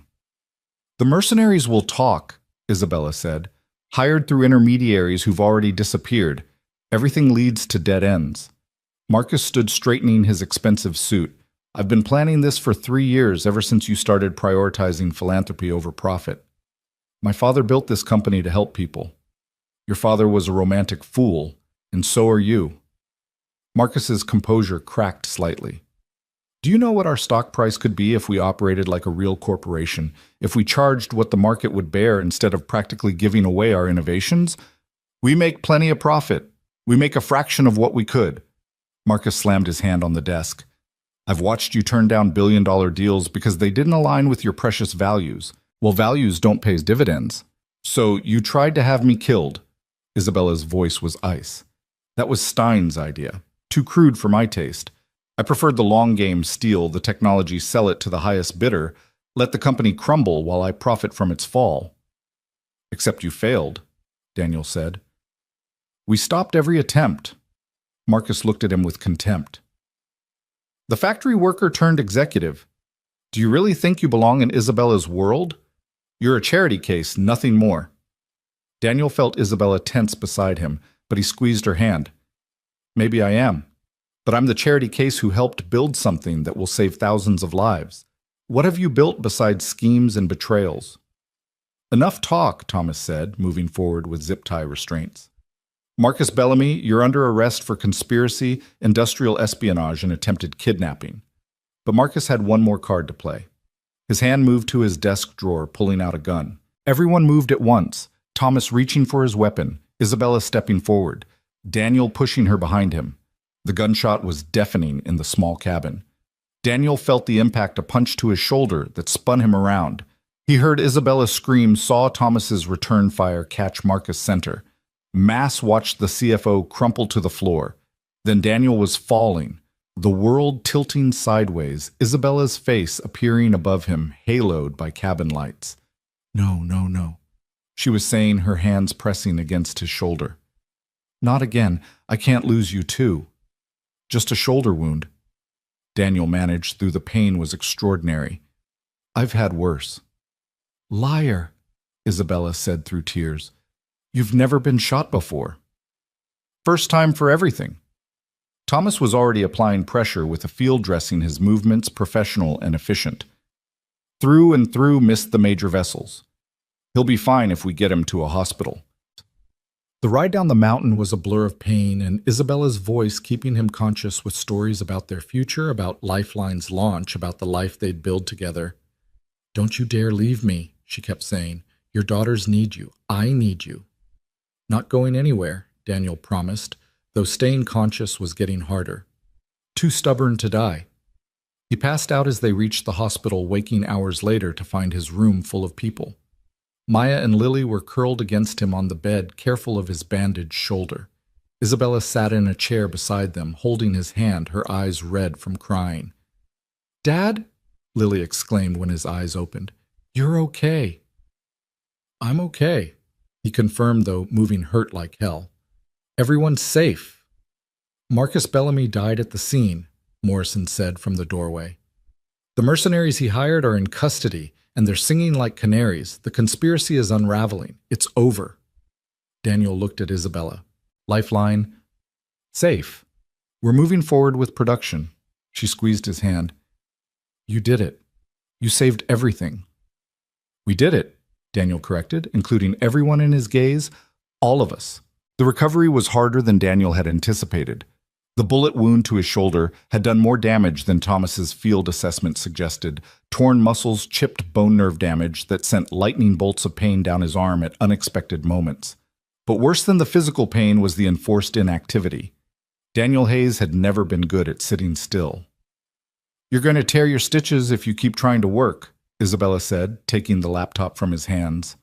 They were in his hospital room, which had been transformed into a makeshift office over the past 3 days. Blueprints covered every surface, tablets and phones scattered across the bedside table. "The launch is in 2 weeks," Daniel protested. "There are still calibrations to run manufacturing specs to approve, all of which Kevin and Sarah are handling perfectly well." Isabella sat on the edge of his bed, her hand finding his uninjured one. "You've built an excellent team. Let them prove it." Through the window, Daniel could see Maya and Lily in the hallway talking with Agent Morrison. The federal protection was still in place, though the immediate threat had passed with Marcus's death. His daughters had shown remarkable resilience, but he caught moments when they thought he wasn't looking. Maya's hand shaking as she did homework, Lily jumping at sudden noises. "They're scared," he said quietly. "My girls, they're trying to be brave, but they're scared." "They're not the only ones." Isabella's voice was soft. "When I saw you fall in that cabin, when I saw the blood..." She stopped composing herself. "I realized something. I've been so focused on not losing you that I haven't been thinking about what it means to truly have you." "What do you mean?" Isabella stood pacing to the window. "Your daughters need stability. They've been through so much, losing their mother, the financial struggles, now this violence because of your connection to me. Maybe we should..." "Don't." Daniel's voice was firm. "Don't you dare finish that sentence." She turned to face him, tears threatening. "But what if being with me puts them in more danger? What if a meteor hits the Earth tomorrow? What if the stock market crashes? What if 1,000 things that might happen?" Daniel struggled to sit up straighter, ignoring the pain. "Isabella, my daughters have seen me happier in the past few months than I've been since Rebecca died. Not because of the money or the job, but because of you." "Daniel, Lily asked me last week if you could come to her school's career day. Maya wants your advice on her college applications. They're not just accepting you, they're choosing you." He held out his hand, and after a moment she took it. "We all are." A knock interrupted them. Kevin entered carrying a prototype case. "Sorry to interrupt, but we have a problem." Daniel's stomach dropped. "What kind of problem?" "The FDA accelerated their review of Lifeline. They want a full demonstration tomorrow morning. If we pass, we get immediate approval for nationwide distribution. If we fail, we won't be able to launch for another year," Isabella finished. "Maybe longer. Tomorrow." Daniel tried to stand, but the room spun. Isabella steadied him, easing him back onto the bed. "I need to be there." "You can barely stand," Isabella pointed out. "Then I'll sit. But this is our moment. Everything we've worked for." He looked at Kevin. "What specific concerns does the FDA have?" Kevin pulled up a tablet, scrolling through documents. "They want to see real-world application by non-medical personnel. They're bringing in volunteers with no training, simulating a mass casualty event. If our system isn't truly intuitive, if average people can't use it effectively..." "We've tested for this," Daniel said, though doubt crept in. "Sarah ran dozens of simulations." "With volunteers who knew they were helping test a medical device," Kevin countered. "The FDA wants to see what happens when someone finds Lifeline in a crisis, without any context." Daniel's mind raced through possibilities, adjustments they could make, but Isabella was already taking charge. "Kevin, gather the team. We're going to run our own simulation tonight. Find volunteers from outside the company, janitors, food service workers, anyone who hasn't been exposed to Lifeline. We'll identify any remaining issues and fix them before morning." After Kevin left, Daniel struggled with frustration. "I should be there." "You should be healing." Isabella kissed his forehead. "Trust your team. Trust me." That evening, while Isabella and the team ran simulations at Carter Innovations, Daniel found himself alone with his daughters for the first time since the shooting. Maya had brought his favorite soup from the deli near their apartment, and Lily had made cookies that were slightly burned but made with love. "Dad," Maya said carefully, "we need to talk about something." Daniel set down his soup, giving her his full attention. What is it, sweetheart? If you and Ms. Carter, Isabella, if you two are going to be together, what does that mean for us? What do you want it to mean? Lily spoke up. Would she be like our new mom? Daniel's heart clenched. No one could replace your mother. No one would try. But Isabella cares about you both very much. We know, Maya said. She called us every day while you were unconscious. She made sure we had everything we needed, even offered to hire tutors so we wouldn't fall behind in school while we were here. She said we could call her whenever we wanted, Lily added. Even gave us her personal number. Daniel hadn't known that. And how do you feel about that? Maya and Lily exchanged glances, having one of those silent conversations that sisters perfect over years of shared experiences. Mom would want you to be happy, Maya said finally. And Isabella makes you happy. Plus, she's kind of amazing. Did you know she has 3 patents in biomedical engineering? She told us about the scholarship program, Lily added, how she wants to help kids like us get opportunities. That's really cool. So you're okay with this? Daniel asked. With Isabella and me. Dad, Maya said with teenage exasperation, we've been okay with it longer than you have. You're the one who needed convincing. That night, Daniel barely slept. Not from pain, though his shoulder throbbed constantly, but from anxiety about the FDA demonstration. Everything they'd worked for came down to tomorrow morning. At 3 a.m., his phone buzzed with a text from Isabella. Simulation revealed issues. Fix them. Stop worrying and rest. At 4 a.m. Still awake. Your daughter said you do this, stay up all night worrying about things you can't control. At 4:30 a.m. I'm coming to get you. You should be there tomorrow, even if you have to be in a wheelchair. By 6 a.m., Isabella arrived with Thomas and a wheelchair that Daniel protested but ultimately accepted. His daughters were already dressed and ready, having anticipated this development. We're coming too, Maya announced in a tone that brooked no argument. This is our family's work. We should be there.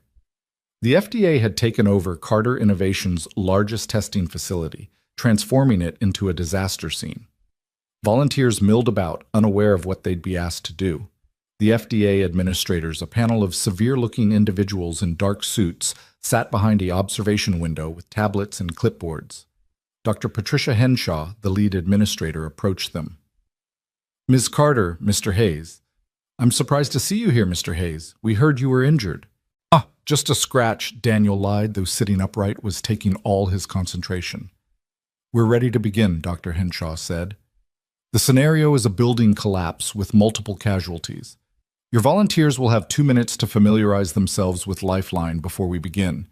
No additional instruction will be permitted. Isabella started to protest the harsh restrictions, but Daniel touched her arm. It's fair. In a real disaster, 2 minutes might be generous. They watched from the observation area as volunteers were handed Lifeline kits. Daniel held his breath as a middle-aged woman, she looked like someone's grandmother, opened a case and stared at the contents with confusion. Then something beautiful happened. She touched the color-coded components, noticed the pictographic instructions embossed on each tool, and her expression cleared. When the simulation began and actors started screaming in fake pain, she moved with purpose. Green for go, she muttered, applying the green-tagged adrenaline injector to a victim in simulated cardiac arrest. The smart sensors in the training dummy registered the correct dosage and location. Red for stop bleeding. She used the compression bandages exactly as designed. Across the room, a teenager who'd probably never seen anything more medical than a Band-Aid was successfully stabilizing a victim with simulated spinal injuries, the Lifeline's augmented reality overlay guiding him through immobilization procedures. How are they doing this? Dr. Henshaw asked, genuine surprise in her voice. We designed for fear, Daniel said, leaning forward despite the pain it caused. When people are scared, they need simple, clear directions. Every component has one primary function identified by color, shape, and texture. You could use Lifeline in complete darkness and still save lives. For 30 minutes, the simulation continued. Volunteers made mistakes, certainly, but they were non-fatal errors. More importantly, they were learning as they went, each success building confidence for the next challenge. When it ended, the statistics were undeniable. The volunteers had successfully stabilized 87% of the victims with zero critical errors that would have resulted in death. In a traditional mass casualty event without Lifeline, Dr. Henshaw said, reviewing her tablet, we'd expect maybe 40% successful interventions from untrained civilians with significant risk of causing additional harm. So we passed, Isabella asked, though it sounded more like a demand than a question. Dr. Henshaw looked at her colleagues, who were all nodding. Not only passed, Ms. Carter, this is the most effective emergency medical device we've ever evaluated. The FDA is prepared to fast-track approval for immediate production and distribution. The room erupted in celebration. Kevin actually jumped in the air. Sarah burst into tears, and the rest of the team engaged in a spontaneous group hug that somehow included Daniel's wheelchair. We did it, Isabella whispered in Daniel's ear. You did it. We all did it, Daniel corrected, but he was smiling so hard his face hurt. The next weeks passed in a blur of production schedules, distribution agreements, and media attention. The story of Lifeline's development, born from a dramatic river rescue created by an unlikely partnership between a CEO and a factory worker, captured public imagination. Daniel was finally released from the hospital, though his shoulder still required physical therapy. He returned to work to find his office decorated with banners and a cake that Lily had apparently supervised the making of. Surprise! His younger daughter shouted, then immediately looked worried. Is your shoulder okay? We didn't hurt it, did we? It's perfect, Daniel assured her, pulling both his daughters into a careful hug. The first Lifeline units shipped on a Thursday. Daniel stood with Isabella on the loading dock, watching trucks pull away carrying cases that would soon be saving lives across the country. My father would have loved this moment, Isabella said softly, his dream realized. He would have been proud of you, Daniel said, of what you've built, what you've protected. What we've built, Isabella corrected. I meant what I said before. None of this happens without you. That evening, they had dinner at Isabella's penthouse, a family dinner with Daniel's daughters, helping Isabella cook, while he supervised from a stool, his shoulder still limiting his mobility. It felt natural, comfortable, like they'd been doing this for years instead of months. I have something to tell you all, Isabella said as they ate. The board has approved a new initiative. For every Lifeline unit we sell at full price, we're donating one to underserved communities. That's amazing, Maya exclaimed. How many will that be? Based on current orders, about 10,000 units in the first year. 10,000 potential lives saved, Daniel said, pride swelling in his chest. More than that, Isabella said. Each unit can be used multiple times by multiple people. We're talking about hundreds of thousands of interventions. Lily had been quiet, pushing food around her plate. Finally, she spoke up. Mom would have thought this was really cool. The table went silent. They rarely talked about Rebecca directly, the wound still tender even after 3 years. Tell me about her, Isabella said gently. What would she have liked about it? Lily looked surprised, then smiled. She always said helping people was the most important thing. When she was sick, even when she felt really bad, she'd still make cookies for the other patients in chemo. She said making someone else smile made her feel better. She sounds wonderful, Isabella said. Maya added, she would have liked you. You're both fighters. Daniel felt tears threaten. His daughters had never talked about Rebecca with Isabella before, had kept that part of their lives separate. This felt like a bridge being built, a connection being acknowledged. I would have been honored to know her, Isabella said, and I'm honored that you're sharing her with me now. Later, after the girls had fallen asleep on the couch watching a movie, Daniel and Isabella stood on the terrace, the city lights twinkling below. Thank you, Daniel said, for what you said about Rebecca, for making the girls feel comfortable talking about her. She's part of your story, Isabella said simply. All of your stories.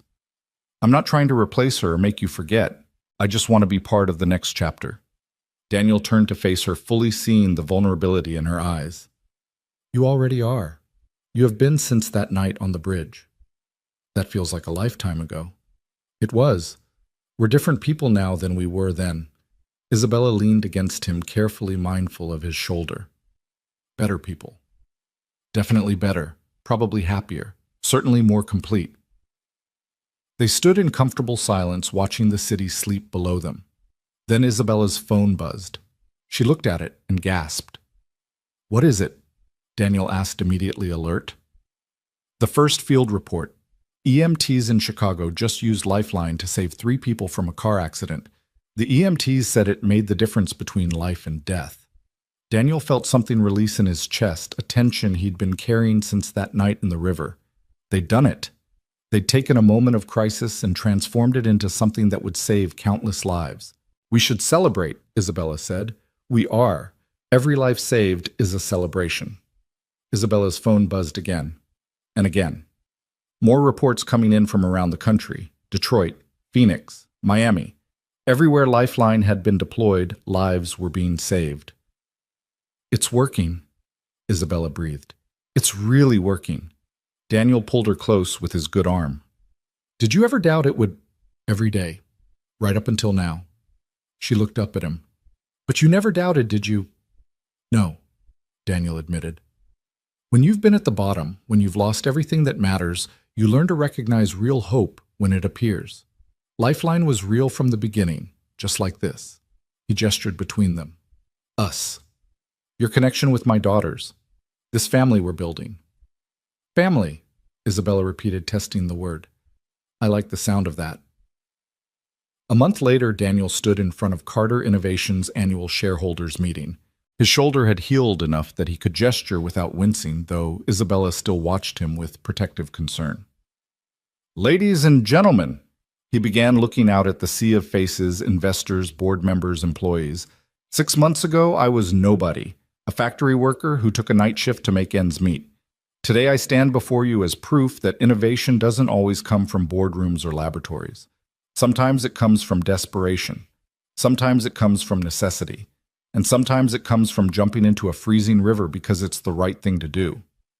He clicked to the first slide showing Lifeline deployment statistics. "In our first month, Lifeline has been used in over 3,000 emergency interventions. The success rate is 94%. That translates to approximately 2,800 lives that might have been lost without this technology." The room erupted in applause, but Daniel wasn't finished. "But numbers don't tell the whole story. Let me introduce you to someone." A young woman walked onto the stage. She was in her 20s, wearing a simple dress and a nervous smile. "This is Jennifer Martinez," Daniel said. 2 weeks ago, her 5-year-old son Marcus was hit by a car while riding his bike. The nearest ambulance was 20 minutes away." Jennifer took the microphone, her voice shaky but determined. "My neighbor had just received Lifeline training at his job.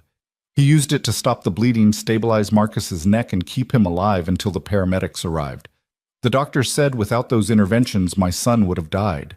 She paused, looking directly at Isabella in the front row. "Ms. Carter, Mr. Hayes, everyone who worked on this project, you didn't just save my son. You saved my whole world." There wasn't a dry eye in the room. Daniel saw hardened investors dabbing at their faces board members who'd questioned the project's profitability, now understanding its true value. Isabella stood up. "This is why we do what we do. Not for profit margins or market share, but for Marcus Martinez and thousands like him. Lifeline isn't just a product. It's a promise that innovation can serve humanity, that business can have a conscience, that sometimes doing the right thing is also the smart thing." The standing ovation lasted 5 minutes. Afterward, at the reception, Daniel found himself cornered by board members who 6 months ago wouldn't have acknowledged his existence. "Remarkable presentation," said William Ashford, the board chairman who'd initially opposed Daniel's hiring. "You've exceeded all expectations." "I had good teacher," Daniel replied, catching Isabella's eye across the room. "The board has been discussing your future with the company," Ashford continued. "We'd like to offer you a permanent position as Vice President of Practical Applications. You'd oversee all field testing and real-world implementation of new technologies." Daniel felt the weight of the offer. A year ago, he would have jumped at it without hesitation. Now he found himself considering more than just salary and title. "I need to discuss it with my family," he said. Ashford looked surprised. "Your family, my daughters, and Isabella. We make decisions together now." Understanding dawned in the older man's eyes. "I see. Well, the offer stands. Take your time. That evening, Daniel did exactly what he'd said. He discussed it with his family. They sat around his kitchen table, the same one where he'd once spread out bills he couldn't pay, now covered with Chinese takeout, an opportunity. VP is a big deal, Dad, Maya said. Like huge. But it would mean more hours, Daniel pointed out. More travel, less time with you both. We're not little kids anymore, Maya said, though Lily made a face at this. We can handle it. What do you think? Daniel asked Isabella. She reached across the table, taking his hand. I think you've spent your whole life making decisions based on survival. Maybe it's time to make one based on what you actually want. What I want is complicated, Daniel admitted. I want to keep making a difference. I want to be there for my daughters. He looked at Isabella. I want us to have a future that isn't defined by our jobs. Isabella squeezed his hand. Then we make that happen. All of it. How? By being creative, by setting boundaries, by remembering that we control the technology, not the other way around. She smiled. By being the same people who figured out how to save lives with color-coded medical supplies. Lily had been quiet through the discussion, but now she spoke up. I think you should take it, Dad. But only if they promise you can come to my school play next month. And my science fair, Maya added. And dinner at least 4 nights a week, Isabella said. Daniel looked around the table at these 3 remarkable females who'd somehow become his entire world. You know what those sound like? Perfectly reasonable negotiation points. The next morning, Daniel walked into Ashford's office with a counterproposal. He'd accept the VP position, but with conditions: flexible hours, limited travel, and the ability to work from home when his daughters needed him. He also wanted Isabella to have veto power over any project that would take him away for extended periods. These are unusual terms, Ashford said, reviewing the document. I'm an unusual VP, Daniel replied. I'm also the person who helped turn a failed $40 million project into a product that's going to save thousands of lives while generating hundreds of millions in revenue. Ashford smiled. Point taken. Welcome to the executive team, Mr. Hayes. As Daniel left the office, he found Isabella waiting in the hallway. How did it go? She asked. I'm officially a VP with the most family-friendly contract in corporate history. Isabella kissed him right there in the hallway where anyone could see. My father always said the best negotiations were when everyone got what they needed. Your father sounds like he was a wise man. He was. He would have loved you. She paused. Actually, there's something I want to show you. She led him to a part of the building he'd never visited, the executive archive. Inside were artifacts from the company's history. Early prototypes, photos, documents. Isabella stopped at a display case containing a simple notebook. This was my father's first design journal, she said. He started Carter Innovations with one idea: that technology should make life better for everyone, not just the wealthy. Daniel read the first entry, dated 30 years ago. Today I begin a journey to build something that matters. Not for fame or fortune, but for the grandmother who can't afford hospital care, the child whose parents work 3 jobs, the forgotten and overlooked who deserve just as much chance at life as anyone else. He sounds like someone I know, Daniel said, looking at Isabella. He was a lot like you, actually. Practical, determined, unwilling to accept that things couldn't be better. She opened the case, pulling out the journal. I want you to have this. Isabella, I can't. Yes, you can. You embody everything my father wanted this company to be. Every life Lifeline saves is a fulfillment of his original vision. This belongs with someone who understands that vision in their bones. Daniel took the journal reverently, feeling the weight of legacy in his hands. We should frame the first Lifeline unit next to it. Show the connection between the dream and the reality. That's perfect. Isabella smiled. You know, 6 months ago I was drowning, literally and figuratively. The company was struggling, I was isolated, and I'd lost sight of why any of it mattered. And now I have a partner who reminds me every day that business is just a tool. What matters is what we build with it. She paused. Daniel, I need to tell you something. His stomach clenched. That sounds ominous. No, it's just, I love you. I love your daughters. I love this life we're building together. And I know it's only been 6 months and we're still figuring things out, but Daniel silenced her with a kiss. When they parted, he said, "I love you too. My daughters love you. Even Mrs. Chen loves you, and she doesn't love anyone except her cats." Isabella laughed, the sound echoing through the archive. "So what happens now?" "Now we keep building. Lifeline was just the beginning. There are so many problems to solve, so many people to help. Together. Together." That weekend they held the official Lifeline launch event, not at some fancy hotel, but at the community center in Daniel's old neighborhood. The same place where Rebecca had volunteered, where their daughters had learned to swim, where life had been lived rather than performed.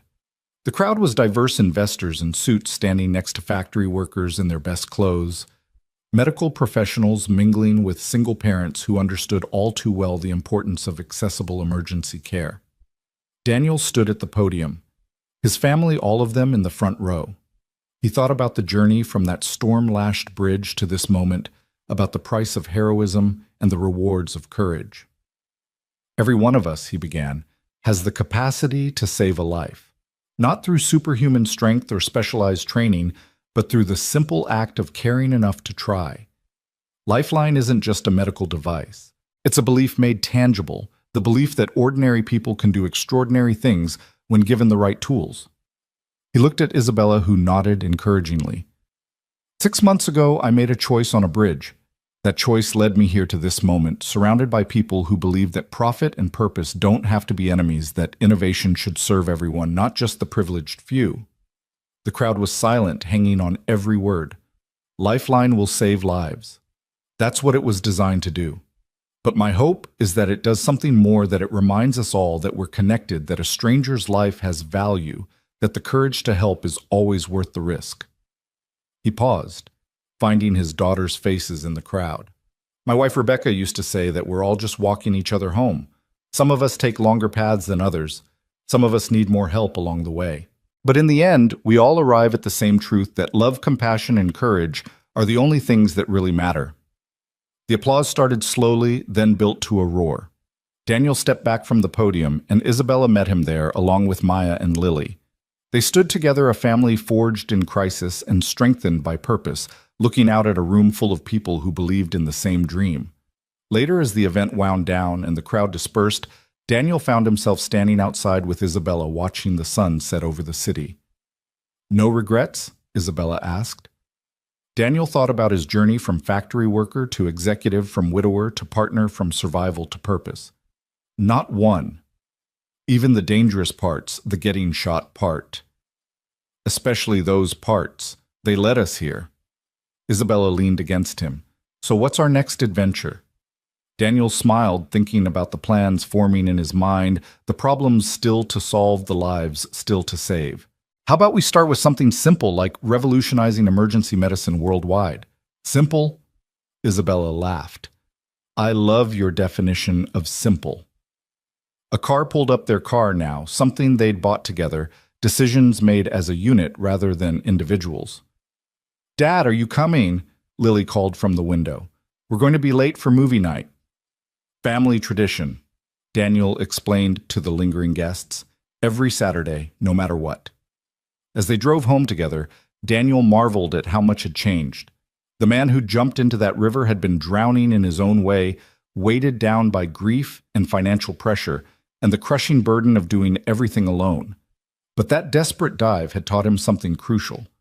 Sometimes the only way to save yourself is to save someone else first. In pulling Isabella from that sinking car, he'd pulled himself from a different kind of wreckage. The Lifeline project would go on to become one of the most successful medical devices in history, saving over 1 million lives in its first decade. Daniel would rise to become CEO of Carter Innovations after Isabella stepped back to focus on the charitable foundation they'd build together. Their daughters would grow up to be remarkable women, Maya becoming a doctor who worked in underserved communities, Lily fulfilling her dream of marine biology while developing underwater emergency response systems. But all of that was still to come. In this moment, Daniel Hayes sat in a car with his family, all of his family heading home to watch a movie and eat popcorn and be together. The factory worker who'd become a hero. The hero who'd become an executive. The executive who'd remembered that the only title that really mattered was the one his daughters called him Dad, and somewhere in whatever space the departed inhabit. Rebecca Hayes smiled, knowing that her family had found their way through the storm to a new kind of happiness, built not on forgetting the past, but on honoring it while embracing the future. 6 months had passed since the launch event, and Daniel stood in the boardroom of Carter Innovations facing a crisis he hadn't anticipated. The success of Lifeline had attracted not just acclaim, but also predators, corporate raiders who saw the company's humanitarian focus as a weakness to exploit. "They're offering $40 per share," William Ashford announced to the assembled board. "That's a 60% premium over current market price. Apex Corporation wants to buy us out completely," another board member added. "They're promising to maintain all current employment contracts." Daniel looked at Isabella, who sat at the head of the table with an expression carved from ice. They both knew what Apex really wanted: to shelve Lifeline's affordable distribution model and triple the prices, turning life-saving technology into another profit machine for the wealthy. "The shareholders are pressuring us to consider it," Ashford continued. "We have a fiduciary duty." "We have a moral duty," Isabella interrupted, "which supersedes any financial obligation." "That's not how business works, Ms. Carter." "Then we change how business works." Isabella stood, her presence filling the room. "My father built this company on principles. I won't sell those principles for any price." "You don't have the votes to stop this," board member Patricia Reeves said gently. "You only control 35% of shares. If the board recommends the sale, then I'll fight it," Isabella said simply, "with everything I have." After the meeting, Daniel found Isabella on the roof garden, the same place where they'd shared their first kiss after Marcus Bellamy's arrest. The city sprawled below them, millions of lives that Lifeline had already touched or would touch in the future. "We can't let them win," Isabella said without turning around. "Apex will destroy everything we've built." "Then we don't let them." Daniel moved beside her. "There has to be a way. I've run the numbers a dozen times. Unless we can find investors willing to back us against the takeover, we're finished. And who's going to invest in principles over profit?" Daniel's phone buzzed. Maya was calling, which was unusual for the middle of a school day. "Sweetheart, is everything okay?"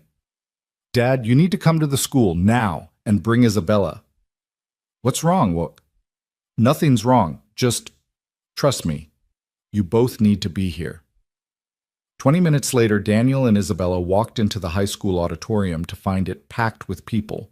Not just students, but parents, teachers, community members. Maya stood on stage with Lily beside her, both wearing determined expressions that reminded Daniel painfully of their mother. "What is this?" Daniel asked as Maya approached them. "This is us fighting back," Maya said. She handed him a tablet showing a crowdfunding page. "We heard about the takeover attempt. Lily and I started this campaign 3 hours ago." Daniel read the page title, "Save Lifeline, Keep Life-Saving Technology Accessible to All."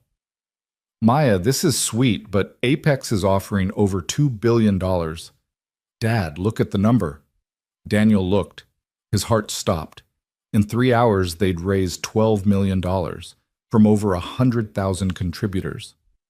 "How?" Isabella breathed. "Everyone in this room has a story," Maya said, gesturing to the crowd. "Someone whose life was saved by Lifeline. They're not going to let some corporation steal it away." An elderly man stood up in the front row. "My grandson had an allergic reaction at a playground. Another parent had a Lifeline kit. That $20 device saved his life. I'll mortgage my house before I let Apex triple those prices." A woman in scrubs stood next. "I'm an ER nurse. I've seen what Lifeline can do. My entire unit contributed. We're medical professionals, and we're telling you this technology needs to stay accessible." One by one, people stood and shared their stories. A teacher whose student survived a seizure, a construction worker who saved a colleague from bleeding out, a single mother who used Lifeline when her child choked at a restaurant. "This isn't just about money," Maya said, addressing the crowd. "This is about proving that people power can beat corporate greed, that when we stand together, we're stronger than any raider or hostile takeover." Lily took the microphone. "My mom died of cancer 3 years ago. She would have loved Lifeline not because it could have saved her, but because it saves other people. She always said the best investment was in each other. So we're asking you to invest not in a company, but in a promise. The promise that innovation should serve everyone. The crowd erupted in applause. Daniel felt tears on his face, unashamed of them. His daughters had inherited Rebecca's spirit in ways that continued to amaze him. Isabella stepped forward. If we can raise enough to buy out the wavering shareholders, we can block the takeover. But we're talking about hundreds of millions of dollars. Then we'd better get started, Maya said. She turned to the crowd. Everyone here tell 5 people. Those 5 tell 5 more. We make this viral. We make it global. We show the world that healthcare isn't just for the rich. The campaign exploded across social media. #Save Lifeline began trending within hours. Videos poured in from around the world, doctors in Africa demonstrating how Lifeline worked in resource-poor settings. Paramedics in Asia crediting it with saving earthquake victims, military medics showing how it revolutionized battlefield medicine. Daniel and Isabella worked around the clock, coordinating with supporters, managing media requests, and trying to counter Apex's increasingly aggressive tactics. The corporate raider responded by launching a smear campaign suggesting Carter Innovations was poorly managed, that the charitable model was unsustainable. They're lying about our financial stability, Isabella said, exhausted after another 18-hour day. They were in Daniel's office, surrounded by laptops and empty coffee cups. Then we tell the truth louder, Daniel replied. We open our books, complete transparency, show everyone exactly where the money goes. That's unprecedented. No corporation reveals that level of detail. We're not just any corporation. We're the company that believes in doing things differently. Isabella studied him, a smile slowly spreading across her face. You know what? You're right. Let's show them everything. The next morning, Carter Innovations did something no major corporation had ever done. They published their complete financial records online. Every expense, every profit margin, every charitable donation laid bare for public scrutiny. The response was immediate and overwhelming. Financial journalists praised the transparency. Ethicists held it up as a model for corporate responsibility. Most importantly, the crowdfunding accelerated. But Apex wasn't finished. 3 days before the shareholder vote, Daniel received a call that chilled him to the bone. Mr. Hayes, the disguised voice said, you have lovely daughters. It would be a shame if something happened to them. Daniel's hand clenched the phone. If you touch them, withdraw your opposition to the sale. Convince Ms. Carter to accept the offer, or Maya and Lily will pay the price. The line went dead. Daniel immediately called Thomas Isabella's security chief, who put protective details on both girls without alerting them to the danger. Then he did something that surprised even himself. He called a press conference. Standing before dozens of reporters with Isabella beside him and his daughters safely in the building behind him, Daniel laid out everything. Apex Corporation just threatened my children's lives to force this sale, he said, his voice steady despite his rage. They think fear will make us surrender. They're wrong. The reporters erupted with questions, but Daniel continued. Every time someone tries to profit from human suffering, they count on our silence, our fear, our willingness to protect ourselves rather than stand up for what's right. Today that ends. Isabella took the microphone. We're filing criminal charges against Apex Corporation. We're also announcing that regardless of the board vote, I will never allow this company to be sold to anyone who would restrict access to life-saving technology. How can you stop it if the board votes to sell? A reporter asked. Isabella smiled, but it was sharp as a blade. Because as of this morning, we've raised enough through crowdfunding to match Apex's offer. Not from one corporate raider, but from 5 million individual contributors around the world. The number stunned even Daniel. 5 million people, averaging $400 each, had contributed $2 billion to save Lifeline. It was unprecedented, impossible, and absolutely real. William Ashford stood up in the crowd of reporters. Daniel hadn't even noticed him there. Ms. Carter, Mr. Hayes, the board met in an emergency session this morning. In light of the public support and the criminal threats from Apex, we're rejecting the takeover unanimously. The room exploded in chaos, reporters shouting questions, cameras flashing, phones ringing. Through it all, Daniel held Isabella's hand, their daughters rushing on stage to embrace them both. We did it, Maya whispered. We actually did it. You did it, Daniel corrected. You and Lily, you mobilized the world. We learned from the best. Lily said, looking between Daniel and Isabella. Both of you. The celebration was short-lived. That evening, as they gathered at Isabella's penthouse to decompress, Agent Morrison arrived with troubling news. Apex's CEO, Richard Stone, has disappeared. Our sources suggest he's fled the country, but he left something behind, evidence of a larger conspiracy. Morrison laid out documents on the coffee table. Stone wasn't working alone. There's a network of corporations systematically targeting companies with humanitarian missions. They buy them, strip them of their charitable components, and maximize profits. How many companies? Isabella asked. Dozens, maybe hundreds. Medical devices, affordable housing initiatives, educational technology, anything that prioritizes access over profit. Daniel studied the documents, his mind already working through possibilities. So stopping the Apex takeover was just the beginning. I'm afraid so, Morrison confirmed. Stone had partners, and they're not going to stop just because one attempt failed. After Morrison left, the family sat in silence for a moment. Then Maya spoke up. We need to build a coalition, companies like ours working together to protect each other. A mutual defense pact for humanitarian corporations, Isabella mused. It could work. It has to work, Daniel said, because what we've built here, it's bigger than just Lifeline now. We've proven that people will fight for accessible health care, for corporate responsibility for each other. We can't let that momentum die. Over the next weeks, they did exactly that. The Humanitarian Business Alliance started with 5 companies and grew to 50 within a month. Each company pledged to support the others against hostile takeovers, to maintain transparent pricing, and to ensure their innovations remained accessible. Daniel found himself traveling, constantly speaking at conferences, meeting with CEOs who wanted to join the alliance. It was exhausting, but exhilarating. For the first time since Rebecca's death, he felt like he was part of something larger than survival. One evening, returning from a trip to Seattle, he found Isabella waiting in his office with an odd expression. What's wrong? He asked immediately. Nothing's wrong. Actually, something's very right. She handed him a tablet showing medical test results. I'm pregnant. The world stopped. Daniel stared at the results, then at Isabella, then back at the results. Pregnant, he repeated, as if saying it would make it more real. 8 weeks. I just found out today. Isabella's voice was uncertain. I know we haven't discussed this, and with everything happening with the company. Daniel kissed her, cutting off her words. When they parted, both were crying. Really? He asked. Really? We're having a baby. We're having a baby. Daniel pulled her close, his mind spinning with joy and terror in equal measure. What about the company, the alliance, your work? We'll continue, Isabella said firmly. Plenty of CEOs have babies. I'll just be doing it with more style. My daughters. Already know. I told them first. I hope that's okay. I wanted to make sure they were comfortable before... What did they say? Isabella smiled.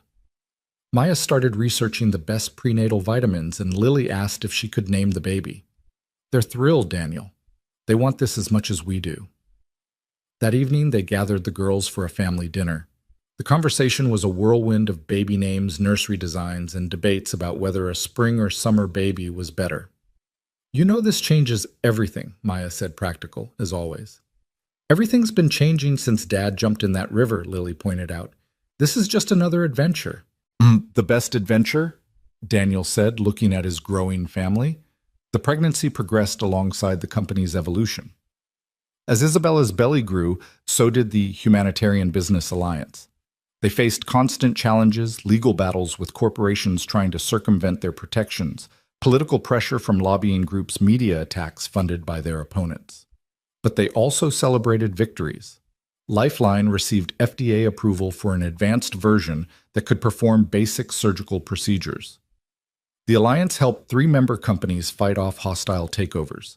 The crowdfunding model they'd pioneered became a standard tool for protecting humanitarian businesses. Daniel stood in the delivery room 7 months later, holding Isabella's hand as she brought their son into the world. They named him Thomas after Isabella's father, with Rebecca as his middle name. Thomas. Rebecca Hayes Carter, a bridge between past and future. He's perfect, Isabella whispered, exhausted but radiant. He's ours. Daniel replied, marveling at the tiny fingers that gripped his with surprising strength. Maya and Lily met their brother with a mixture of awe and determination. "We'll teach him everything," Lily declared. "How to be brave like Dad, smart like Isabella, and kind like Mom was." "He's lucky," Maya said softly, "to be born into a family that knows how to fight for what matters." The media attention was overwhelming. The baby born from the union of the factory worker turned executive and the CEO who'd revolutionized emergency medicine became a symbol of hope of what was possible when different worlds came together for a common purpose.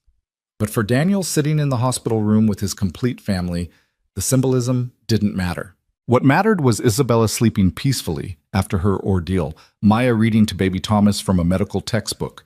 "It's never too early to start learning," she insisted, and Lily carefully painting the baby's tiny fingernails with non-toxic polish because he should look nice for his first photos. 3 years passed in a blur of growth, both corporate and personal. Thomas grew from a baby to a toddler with his father's determination and his mother's brilliant green eyes. Maya graduated as valedictorian and started pre-med at Johns Hopkins with a full scholarship from the Carter Foundation. Lily entered high school with dreams of combining marine biology with emergency medicine, underwater ambulances, she called them, and nobody laughed because they'd learned that impossible dreams had a way of becoming reality in the Hayes-Carter family.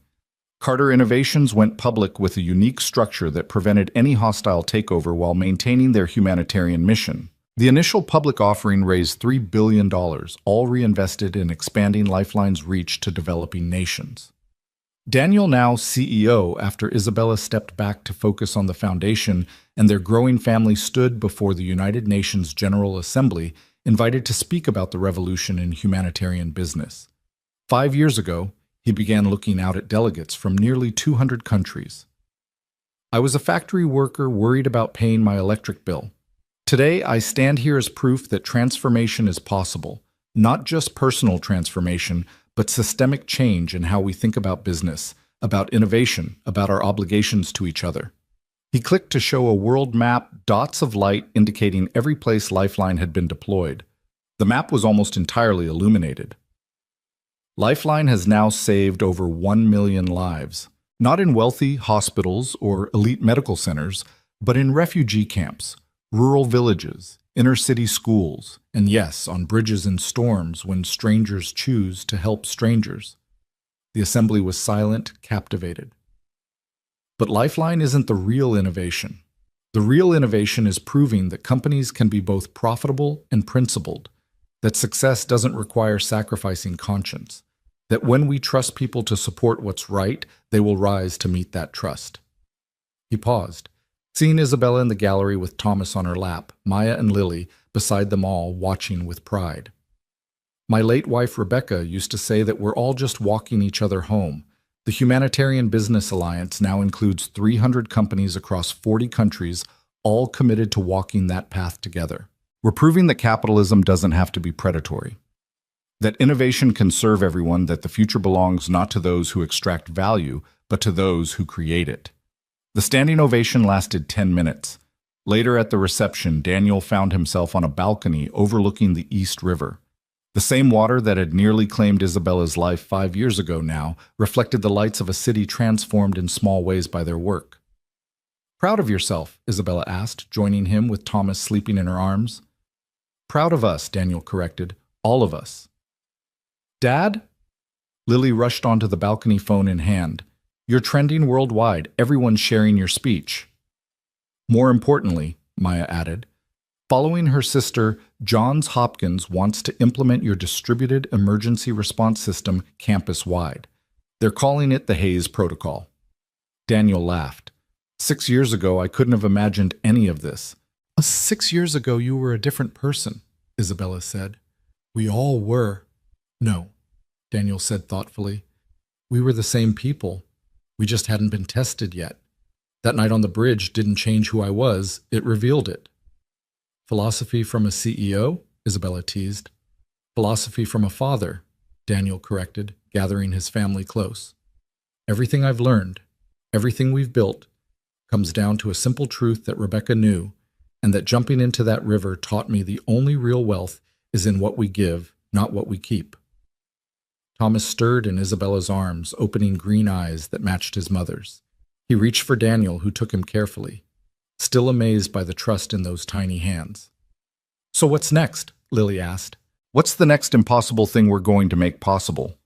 Daniel looked at his family, the daughters who'd supported him through the darkest times, the woman who'd given him a second chance at love, the son who represented hope for the future and felt the presence of Rebecca in all of it, her spirit living on in the values they carried forward.